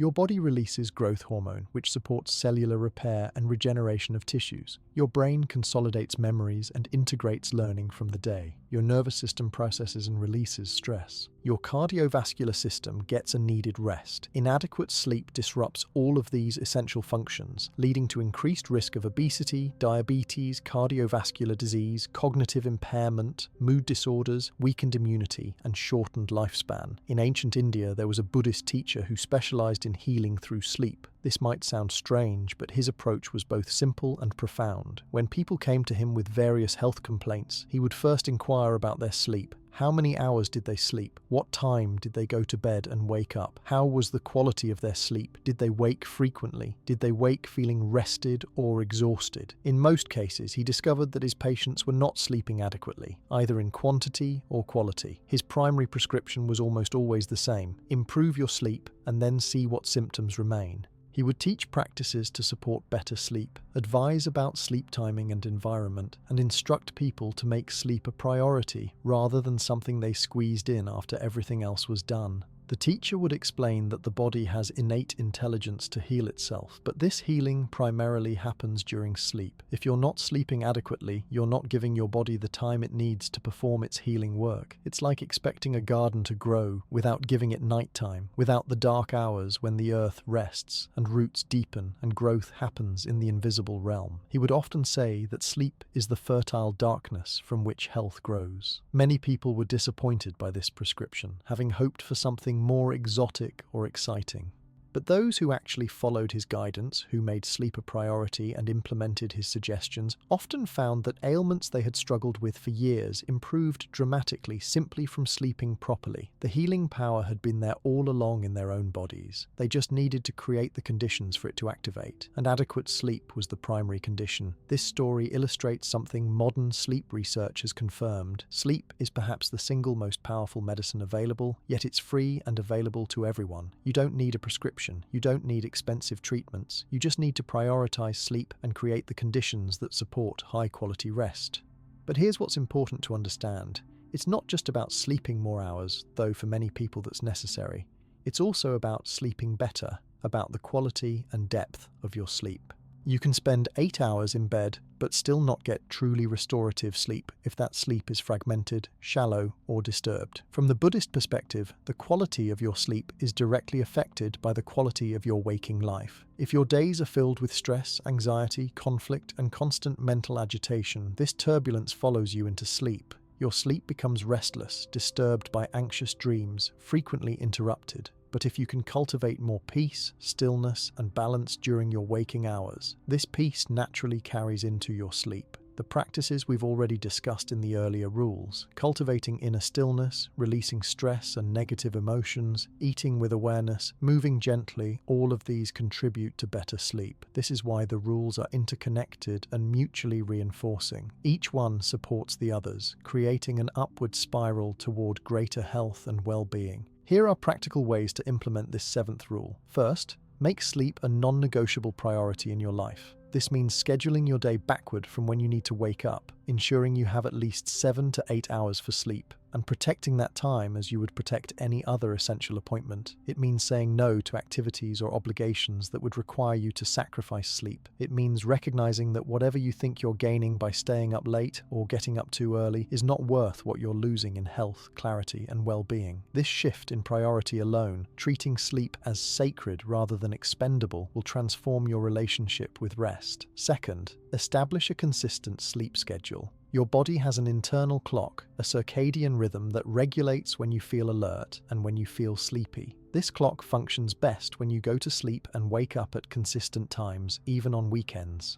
Irregular sleep schedules, constantly shifting when you sleep, confuse your circadian rhythm and lead to poor sleep quality even when you're spending adequate time in bed. Choose a bedtime that allows for sufficient sleep before you need to wake, and stick to it as consistently as possible. After a few weeks of consistency, you'll likely find that you naturally become sleepy at your bedtime and naturally wake around your wake time. bedtime, often before your alarm. This is your body's natural rhythm asserting itself when you give it consistency to work with. Third, create a sleep sanctuary. Your bedroom should be dedicated primarily to sleep, not used as an office, entertainment center, or general living space. It should be dark, cool, and quiet. Darkness is essential because light exposure, especially blue light from screens, suppresses melatonin, the hormone that signals your body it's time to sleep. Cool temperature around 65 to 68 degrees Fahrenheit supports sleep because your core body temperature needs to drop slightly for deep sleep to occur. Quiet is obviously important, though if external noise is unavoidable, white noise or earplugs can help. Beyond these basics, make your bedroom a place that feels peaceful and pleasant, a place where you're happy to spend time, a true sanctuary for rest. Fourth, develop a pre-sleep ritual that signals to your body it's time to transition from activity to rest. This might include dimming lights in your home an hour before bedtime, turning off screens, taking a warm bath, doing some gentle stretching, reading something calming, practicing the 5 sacred lines we explored earlier, or any other calming activities. The specific activities matter less than the consistency and the intention of gradually winding down. This ritual serves the same purpose as the sunset serves in nature, a gradual transition from day to night, from activity to rest. Modern life, with its artificial lighting and constant stimulation, has eliminated natural transitions. You can create your own transitions through intentional ritual. Fifth, address whatever is disrupting your sleep. For some people, it's consumption of caffeine too late in the day. Caffeine has a half-life of about 6 hours, meaning half of the caffeine from a cup of coffee you drink at 3 p.m. is still in your system at 9 p.m.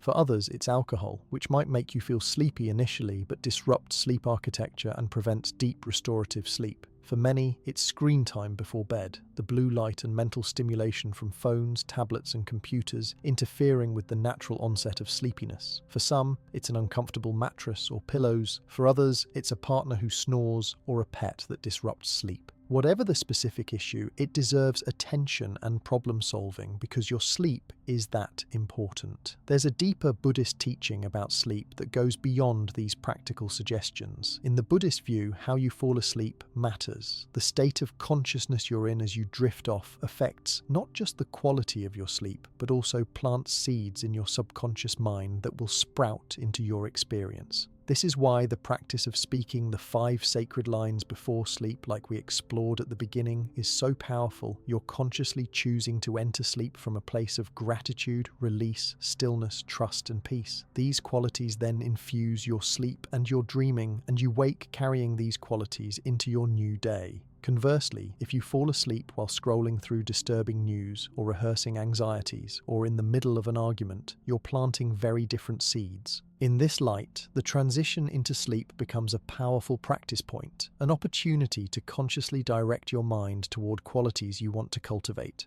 Some Buddhist practitioners use the moments before sleep to practice loving-kindness meditation, generating feelings of warmth and compassion for themselves and others. Some visualize healing light flowing through their body, supporting the body's nighttime repair processes. Some simply rest in awareness itself, remaining present even as the boundary between waking and sleeping dissolves. You don't need to do anything elaborate. Simply ending your day with a few moments of intentional presence, of gratitude, of peace, transforms sleep from mere biological necessity into spiritual practice. There's also a teaching about dreams in the Buddhist tradition. Dreams are seen not as random neural noise, but as meaningful communications from deeper levels of consciousness. Your dreams can alert you to issues that need attention, process emotional experiences, offer creative insights, and sometimes provide genuine intuitive guidance. When you're sleeping well, when your sleep is deep and restorative, your dreaming becomes more vivid and more accessible to memory. Keeping a dream journal, writing down dreams upon waking, can provide valuable insight into your inner world and the issues your psyche is working to integrate. This doesn't mean you need to analyze every dream symbolically. Sometimes simply being present to your dreams, acknowledging them, creates a valuable bridge between your conscious and unconscious minds. Finally, there's the practice of conscious rest during waking hours. Sleep at night is essential, but brief periods of rest during the day can also be powerful medicine.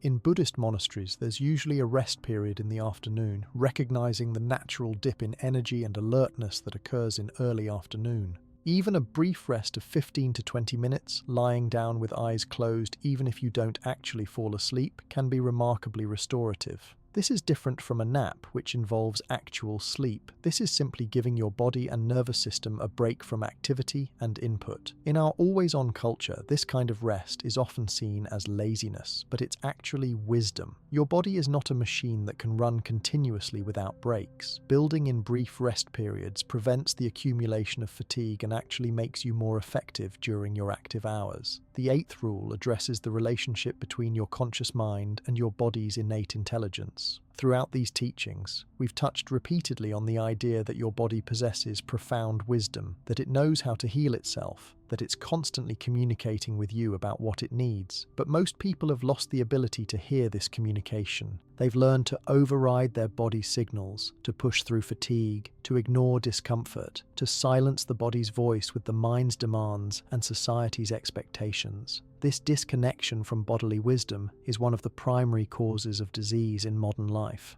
When you can't hear what your body is telling you, you can't respond appropriately to its needs.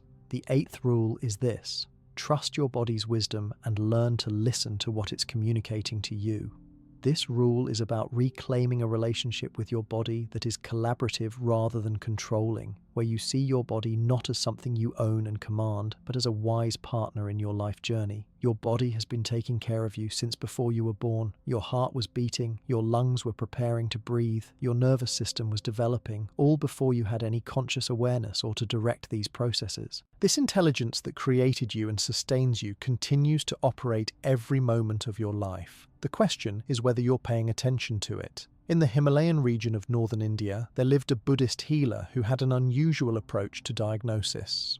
Unlike other healers who relied primarily on examining the patient, feeling the pulse, looking at the tongue and asking questions, this healer would ask the patient to sit quietly and listen to their own body. She would guide them through a simple process. Close your eyes, take a few deep breaths, and then place your attention in different parts of your body, just listening, feeling, noticing. What do you sense?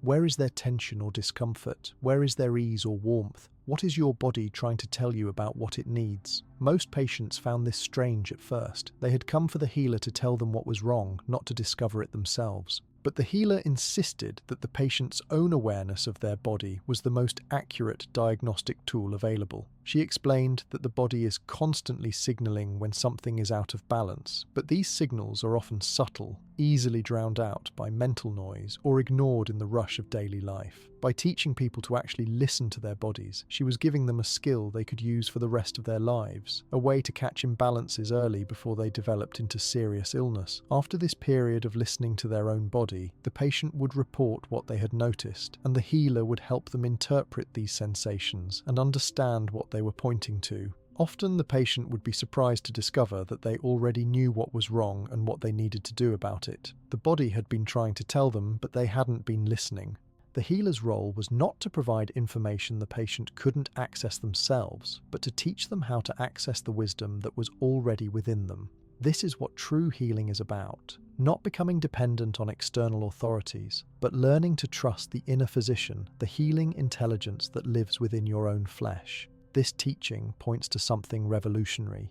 You have, right now, access to guidance about your health that is more personalized and accurate than any advice a doctor, nutritionist, or health expert could provide. Not that external expertise isn't valuable, it certainly is, but that expertise should complement rather than override your own bodily awareness. Your body knows things about your unique constitution, your specific needs in this particular moment that no one else can know unless you tell them, and you can only tell them if you're listening to your body yourself.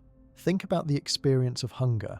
True physical hunger, not emotional hunger or habit, arises from your body's need for nourishment. Your body knows when it needs food, and if you listen carefully, it will even guide you toward what kind of food it needs. Maybe you're drawn to something hearty and warm, or something light and fresh. This attraction is not random. This is your body's wisdom guiding you. But most people have learned to ignore these subtle signals, eating according to external schedules or rules rather than internal cues. The same is true for thirst, for fatigue, for the need to move, for the need to rest. Your body is constantly signaling what it needs, but you can only respond appropriately if you're listening. Modern life has trained people to distrust their bodies and instead rely on external authorities. You're told when you should eat, how much you should eat, what you should eat, how much sleep you need, what symptoms require medical attention, what's normal and what's not. All of this external guidance can be valuable, but it becomes problematic when it completely overrides your own felt sense of what your body needs. The Buddhist approach is to develop such refined sensitivity to your own body that you can feel imbalances arising long before they become serious problems.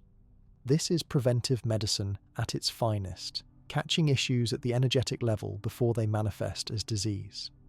Here are practical ways to implement this 8th rule and develop greater trust in your body's wisdom. First, establish a regular practice of body scanning.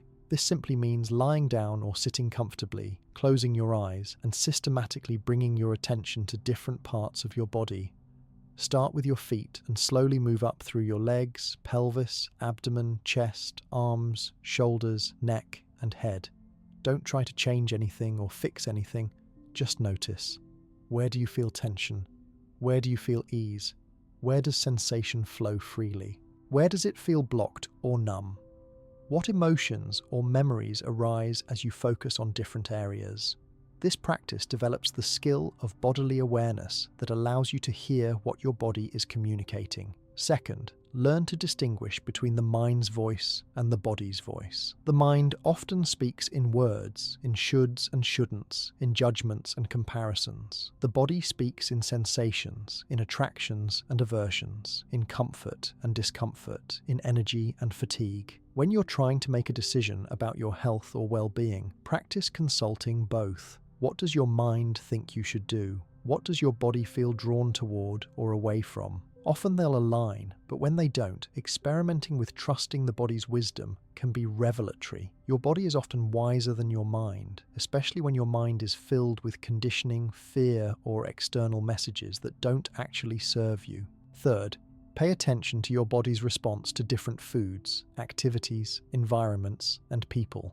Your body gives you constant feedback about what supports your well-being and what undermines it. Some foods, even if they're supposed to be healthy, might make you feel heavy or sluggish or create digestive discomfort. Other foods might leave you feeling light, energized, and satisfied. Some activities might drain you, while others fill you with vitality. Some environments might make you feel tense and uncomfortable, while others allow you to relax. Some people might leave you feeling energized and happy, while others leave you depleted. Your body knows the difference and communicates it to you through these felt responses. The practice is noticing these responses and trusting them enough to make choices based on them. Fourth, learn to work with pain and discomfort rather than just suppressing them. Pain is information. Pain is your body's way of saying something needs attention.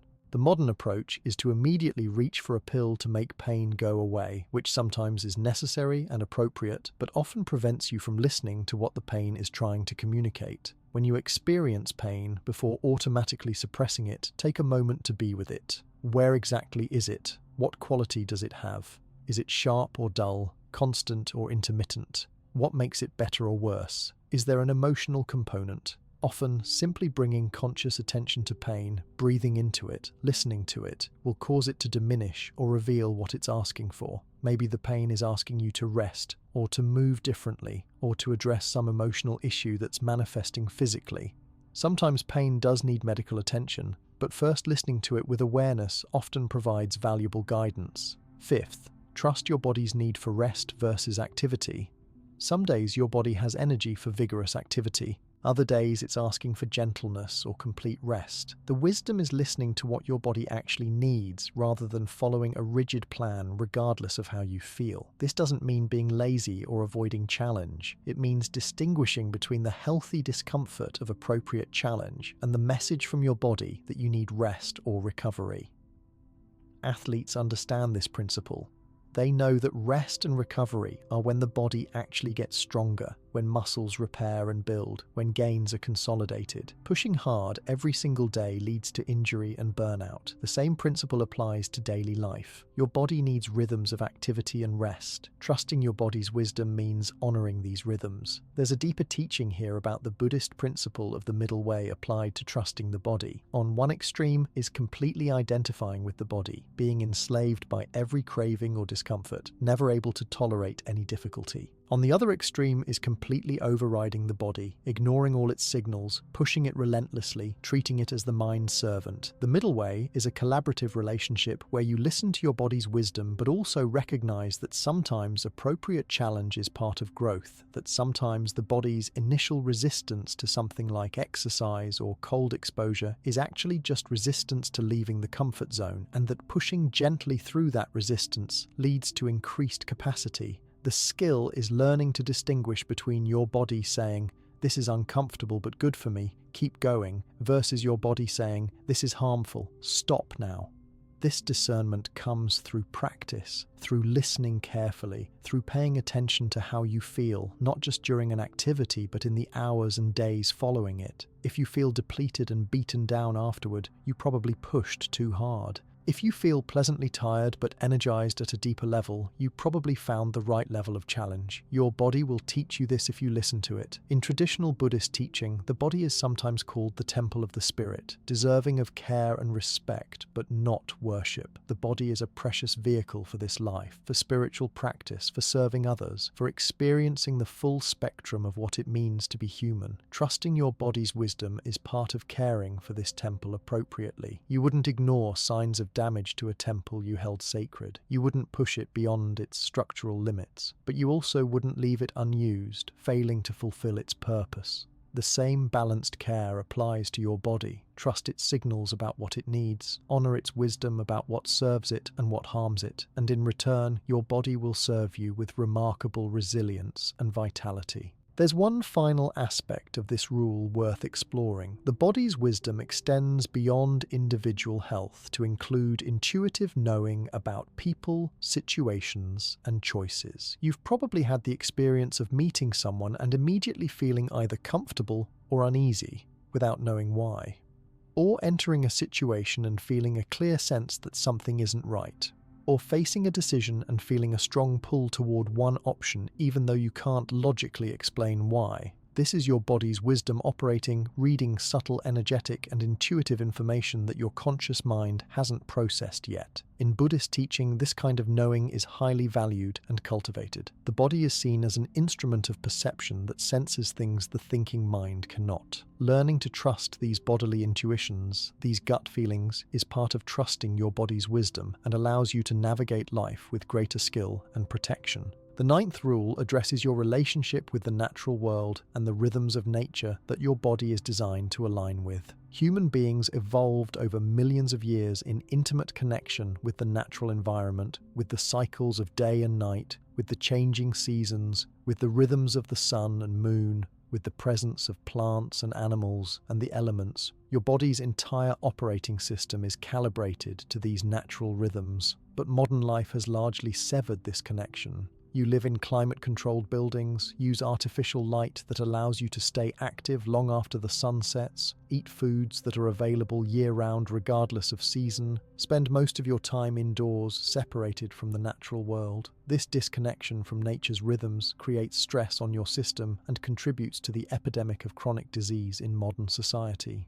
The ninth rule is this: live in harmony with nature's rhythms, allowing the cycles of the natural world to guide your daily and seasonal patterns. In Buddhist monasteries, life is structured around natural rhythms. Monks wake with the sunrise or shortly before, taking advantage of the natural transition from darkness to light to support their awakening. They go to sleep early, usually within a few hours of sunset, aligning their rest with the night when the earth itself is resting. Their activities follow a natural rhythm, with more active periods balanced by rest, with time outdoors in nature built into the daily schedule, with seasonal variations in diet and activity. This alignment with nature is not romantic nostalgia. This is practical wisdom about how to live in a body that is fundamentally part of nature, not separate from it. In ancient China, there was a Buddhist hermit who lived deep in the mountains, far from any village or monastery. Travelers who managed to find his remote dwelling were always struck by his extraordinary vitality and health despite his advanced age and the hardships of his isolated life. When asked about his health practices, he would gesture to the forest around him and say,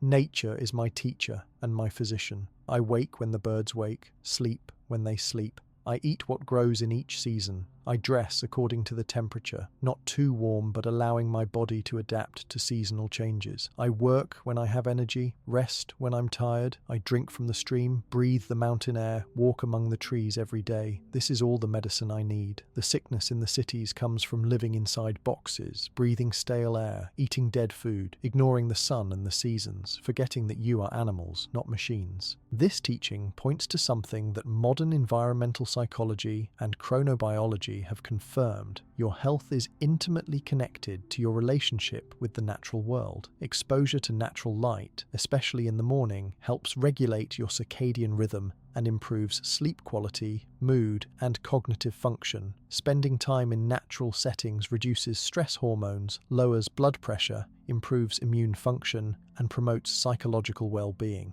Eating seasonal, local foods provides nutrition that is precisely calibrated to what your body needs at that time of year. Experiencing seasonal temperature variations helps maintain your body's adaptive capacity, its ability to regulate temperature and respond to stress. There's a Japanese practice called forest bathing or Shinrin-yoku that has been extensively studied and found to have profound health benefits. This practice simply involves spending time walking slowly through a forest, opening all your senses to the experience, breathing the air, listening to the sounds, observing the light and shadow, touching the trees and plants. Studies have shown that just 2 hours of forest bathing can significantly reduce stress hormones, lower blood pressure, improve mood, boost immune function by increasing natural killer cells, and create a sense of well-being that lasts for days. The mechanism seems to be partly the phytoncides, airborne chemicals that plants emit to protect themselves, which human bodies respond to positively. But it's also simply the restoration that comes from being in the environment your species evolved in, the environment your body recognizes as home. Here are practical ways to implement this 9th rule and restore your connection with natural rhythms. First, align your sleep-wake cycle with the sun as much as possible. This doesn't mean you must wake at dawn and sleep at sunset, which might not be practical for your life, but moving in that direction. Try to wake within an hour or two of sunrise and try to sleep within a few hours of sunset, or at least avoid staying up extremely late. Get bright light exposure, preferably actual sunlight, shortly after waking. This helps set your circadian rhythm and improves sleep quality that night. Dim lights in your home in the evening, signaling to your body that night is approaching. This simple alignment with the natural light-dark cycle can profoundly improve your sleep, energy, and mood. Second, spend time outdoors every single day, if at all possible, even if just for a few minutes. Step outside and feel the air on your skin. Look at the sky. Notice the weather. Feel the ground beneath your feet. This daily contact with the natural world, even if brief, helps maintain your connection to the larger whole that you're part of. If you can spend longer periods outdoors, even better. Walking in a park or natural area, sitting under a tree, working in a garden, eating a meal outside, anytime you can be in nature rather than enclosed in buildings benefits your health. Third, eat with the seasons as much as possible. This means favouring foods that are currently in season in your region, that are being harvested now rather than imported from far away or stored from months ago. Seasonal eating provides nutrients that support your body's needs at that particular time of year. In summer, when your body needs cooling, nature provides juicy fruits and fresh vegetables. In winter, when you need warming and more concentrated nutrition, nature provides stored foods like roots and squashes, hearty greens, preserved foods. Eating seasonally also usually means eating more locally, reducing the distance food travels from ground to plate, which means fresher, more vital food with greater nutritional value. Fourth, allow your activity levels and even your diet to vary with the seasons, rather than maintaining exactly the same routine year-round. In traditional cultures, people naturally were more active in summer, when days are long, and more restful in winter, when days are short. They ate lighter foods in warm weather and heartier foods in cold weather. Modern life tries to eliminate these variations, keeping everything constant regardless of season.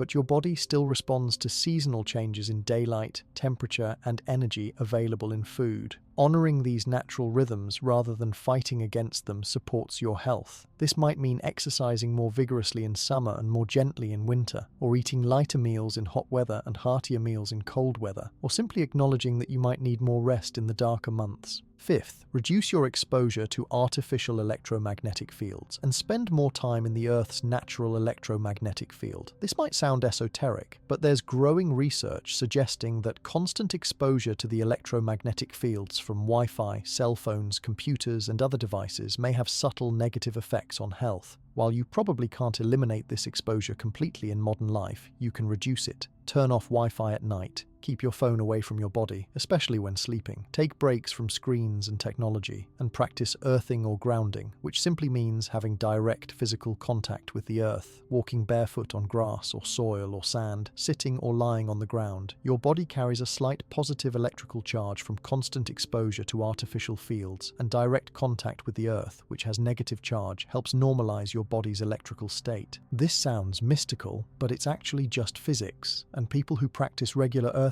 often report better sleep, reduced inflammation, and improved sense of well-being. There's a deeper Buddhist teaching about your fundamental interconnection with all of nature. You are not separate from the natural world, you are part of it. The atoms in your body were forged in stars. The water in your body has cycled through clouds and rivers and countless other beings. The oxygen you breathe was produced by plants. The food you eat was grown from soil nourished by decomposed life. You are not an isolated individual, but a momentary expression of the entire web of life. When you remember this, when you feel this interconnection, your relationship with nature shifts from something you visit occasionally to something you are part of always. This felt sense of belonging to the natural world is itself healing, dissolving the isolation and separation that cause so much suffering in modern life. In Buddhist teaching, there's a practice called nature meditation, where you sit outdoors and simply rest your awareness in the natural environment around you. You listen to the sounds, the birds, the wind, the rustling of leaves. You feel the air temperature, the humidity, the breeze on your skin. You notice the play of light and shadow, the colors, the movements of clouds and trees and insects. You smell the earth, the plants, the particular scent of this place. You don't try to think about nature or understand it or even appreciate it in a conceptual way. You simply rest in direct sensory contact with it. This practice gradually dissolves the sense of being separate from nature, revealing your fundamental unity with the living world. There's also a teaching about the 5 elements in Buddhist cosmology: earth, water, fire, air, and space. These are not just external elements, but also the elements that compose your body. Your body is earth in its solidity, its bones and flesh. Your body is water in its fluidity, its blood and lymph and cellular fluids. Your body is fire in its heat, its metabolism, its digestive fire. Your body is air in its movement, its breath, its circulation. Your body is space in its emptiness, the space between atoms, the space in which all the other elements appear. When you contemplate this teaching, you realize that there is no clear boundary between your body and the natural world. The elements that compose you are the same elements that compose everything else.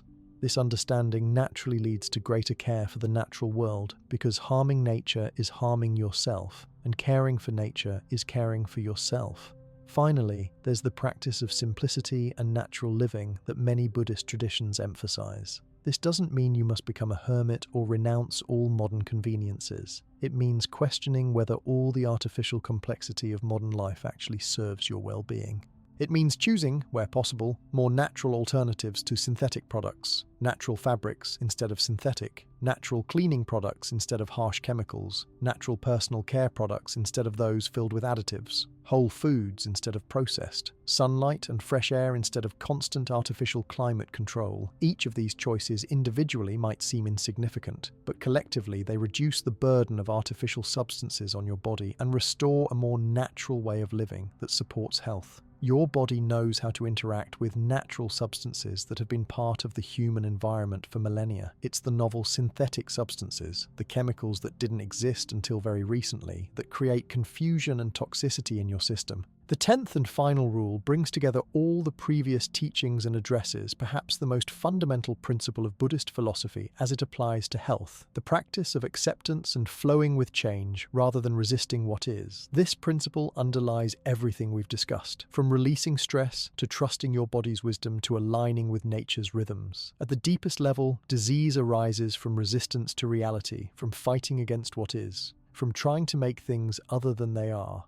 Health arises from acceptance, from flowing with life as it unfolds, from adapting skillfully to changing circumstances rather than rigidly insisting things should be different. The 10th rule is this: accept what is and flow with change, recognizing that resistance to reality creates suffering while acceptance creates peace and allows healing.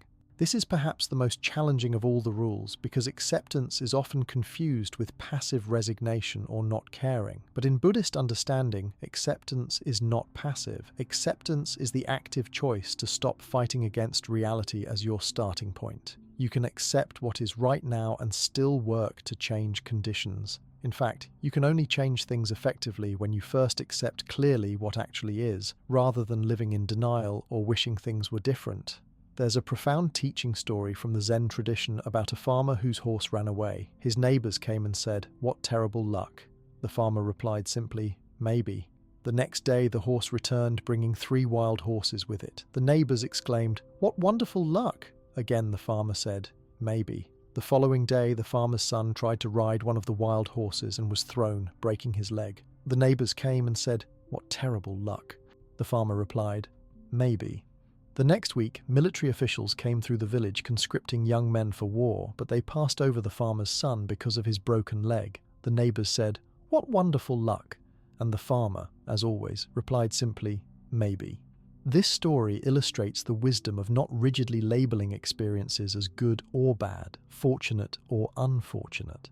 Life is constantly changing. What seems like a disaster often opens doors to unexpected blessings. What seems like good fortune sometimes leads to difficulties. The wisdom is not to cling to pleasure or resist pain, not to grasp at success or fight against failure, but to remain flexible and open to whatever arises, trusting that you have the capacity to work skillfully with all of it. This flexibility, this capacity to flow with change rather than rigidly resisting it, is one of the most important factors in both physical and mental health. Modern stress research has shown that it's not the challenges you face, but your relationship with those challenges that determines their impact on your health. 2 people can face the same difficult situation. One person's health suffers terribly while the other remains resilient. The difference is often in their capacity to accept the reality of what's happening and adapt to it, versus spending enormous energy denying, resisting, or being overwhelmed by it. Acceptance doesn't mean you like what's happening or that you don't work to change it. Acceptance means you acknowledge clearly that this is what's actually occurring right now, and from that clear acknowledgement, you can respond with wisdom and skill. In a monastery in ancient Thailand, there was a monk who developed a serious illness that caused him great pain. Other monks were distressed to see him suffering, and they approached the abbot asking if there was anything that could be done. The abbot visited the sick monk and found him sitting peacefully, despite the obvious pain. "Are you not suffering?"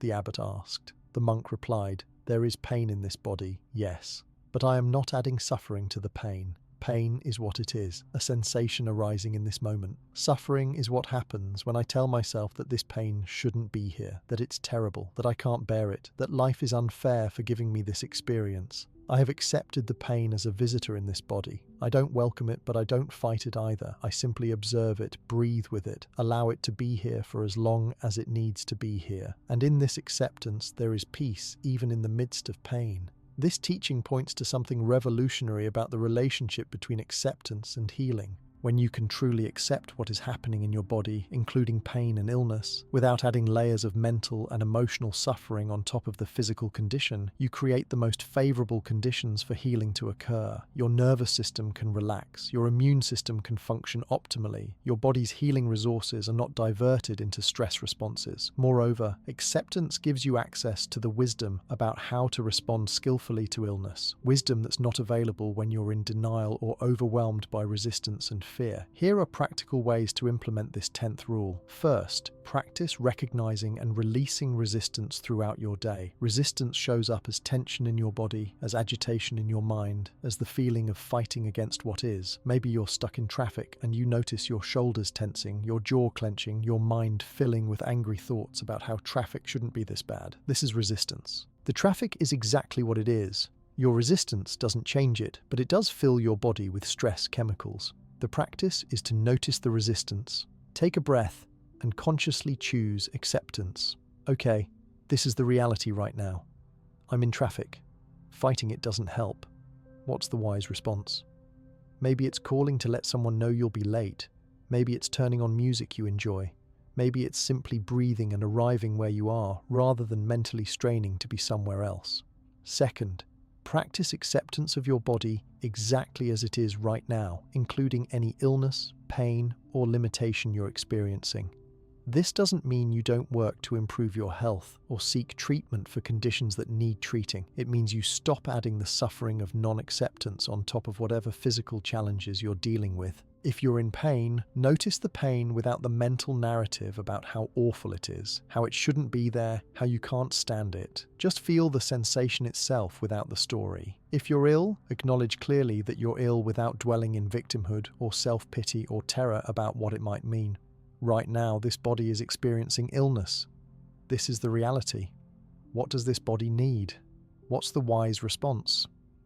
This shift from resistance to acceptance actually supports healing at the physiological level. Third, practice flowing with change rather than clinging to how things used to be or how you wish they were. Your body is constantly changing. You're aging every day. Your energy levels fluctuate. Your capacity changes with seasons of life. Fighting against these natural changes creates suffering. Maybe you used to be able to exercise vigorously without consequence, but now your body needs more recovery time. Fighting against this reality and pushing yourself the way you used to leads to injury and frustration. Accepting that your body's needs are changing and adapting your approach accordingly is wisdom. Maybe you used to eat certain foods without any problem, but now they create discomfort. Denying this and continuing to eat them out of habit or stubbornness is not serving you. Accepting the change and adjusting what you eat is wisdom. Fourth, cultivate equanimity in the face of life's inevitable ups and downs.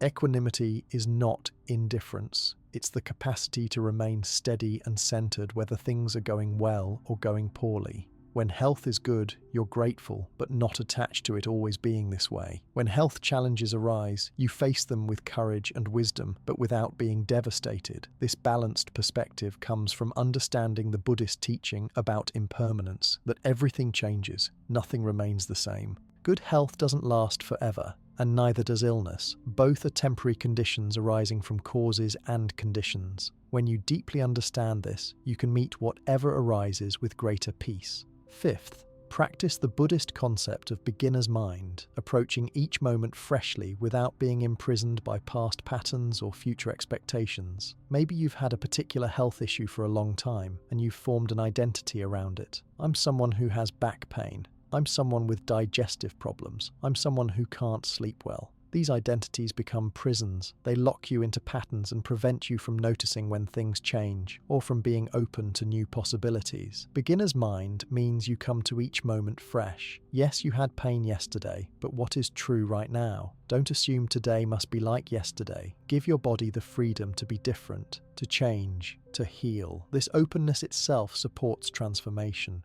There's a deeper teaching here about the Buddhist understanding of the self and how it relates to health. In Buddhist philosophy, the separate, solid, permanent self that most people believe they are is actually a construction, a useful fiction, not an ultimate reality. What you call yourself is actually a constantly changing process, a flowing stream, not a fixed entity. Your body is replacing cells constantly. Your thoughts are arising and passing away moment by moment. Your emotions are shifting like weather. Your circumstances are always changing. There is no permanent, unchanging you to protect and defend. This understanding might sound threatening at first, but it's actually liberating. If there's no fixed self, there's also no fixed illness, no permanent limitation, no unchangeable condition. Everything is process, everything is flowing, everything is possible. This understanding opens you to healing in ways that a more rigid view of self cannot allow.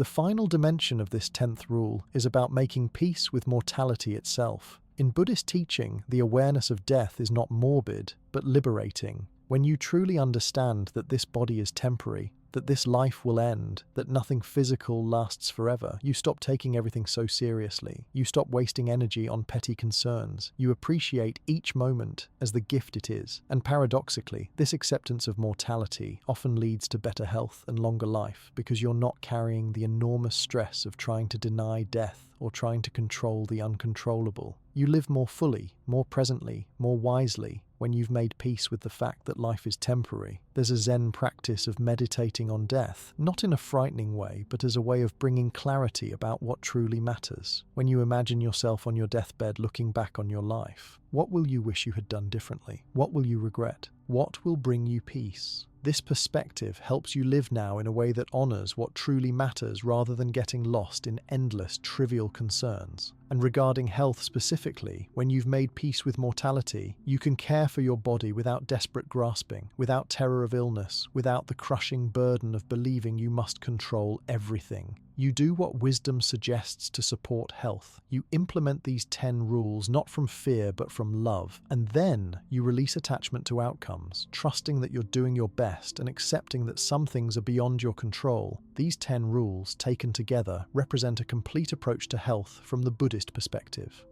Cultivate inner stillness and peace. Practice conscious breathing. Develop gratitude for your body. Release stress and negative emotions. Eat with awareness and moderation. Move with gentle intention. Honor sleep as sacred restoration. Trust your body's wisdom.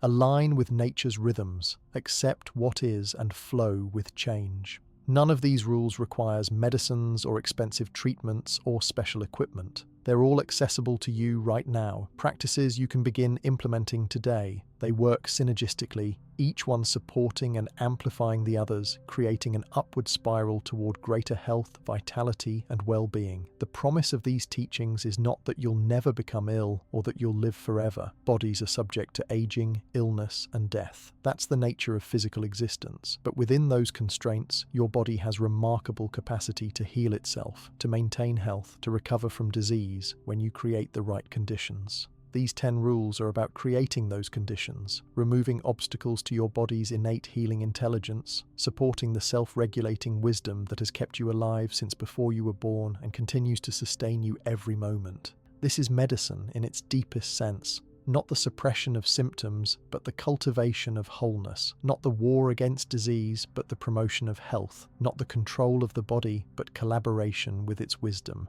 In Buddhist teaching, the body is seen as a precious opportunity. You have this body for a limited time. What will you do with it? Will you treat it as an enemy to be controlled and punished? Will you ignore it until it breaks down and demands attention? Or will you honor it as the miraculous gift it is, caring for it with wisdom and compassion, listening to its guidance, supporting its natural capacity to heal and thrive? These 10 rules offer a path to the third option, a way of living in your body that is sustainable, that supports long-term health, that brings the peace and vitality that make life not just long, but worth living. The choice is yours. The wisdom is here. The healing power is within you, waiting to be activated through how you choose to live each day.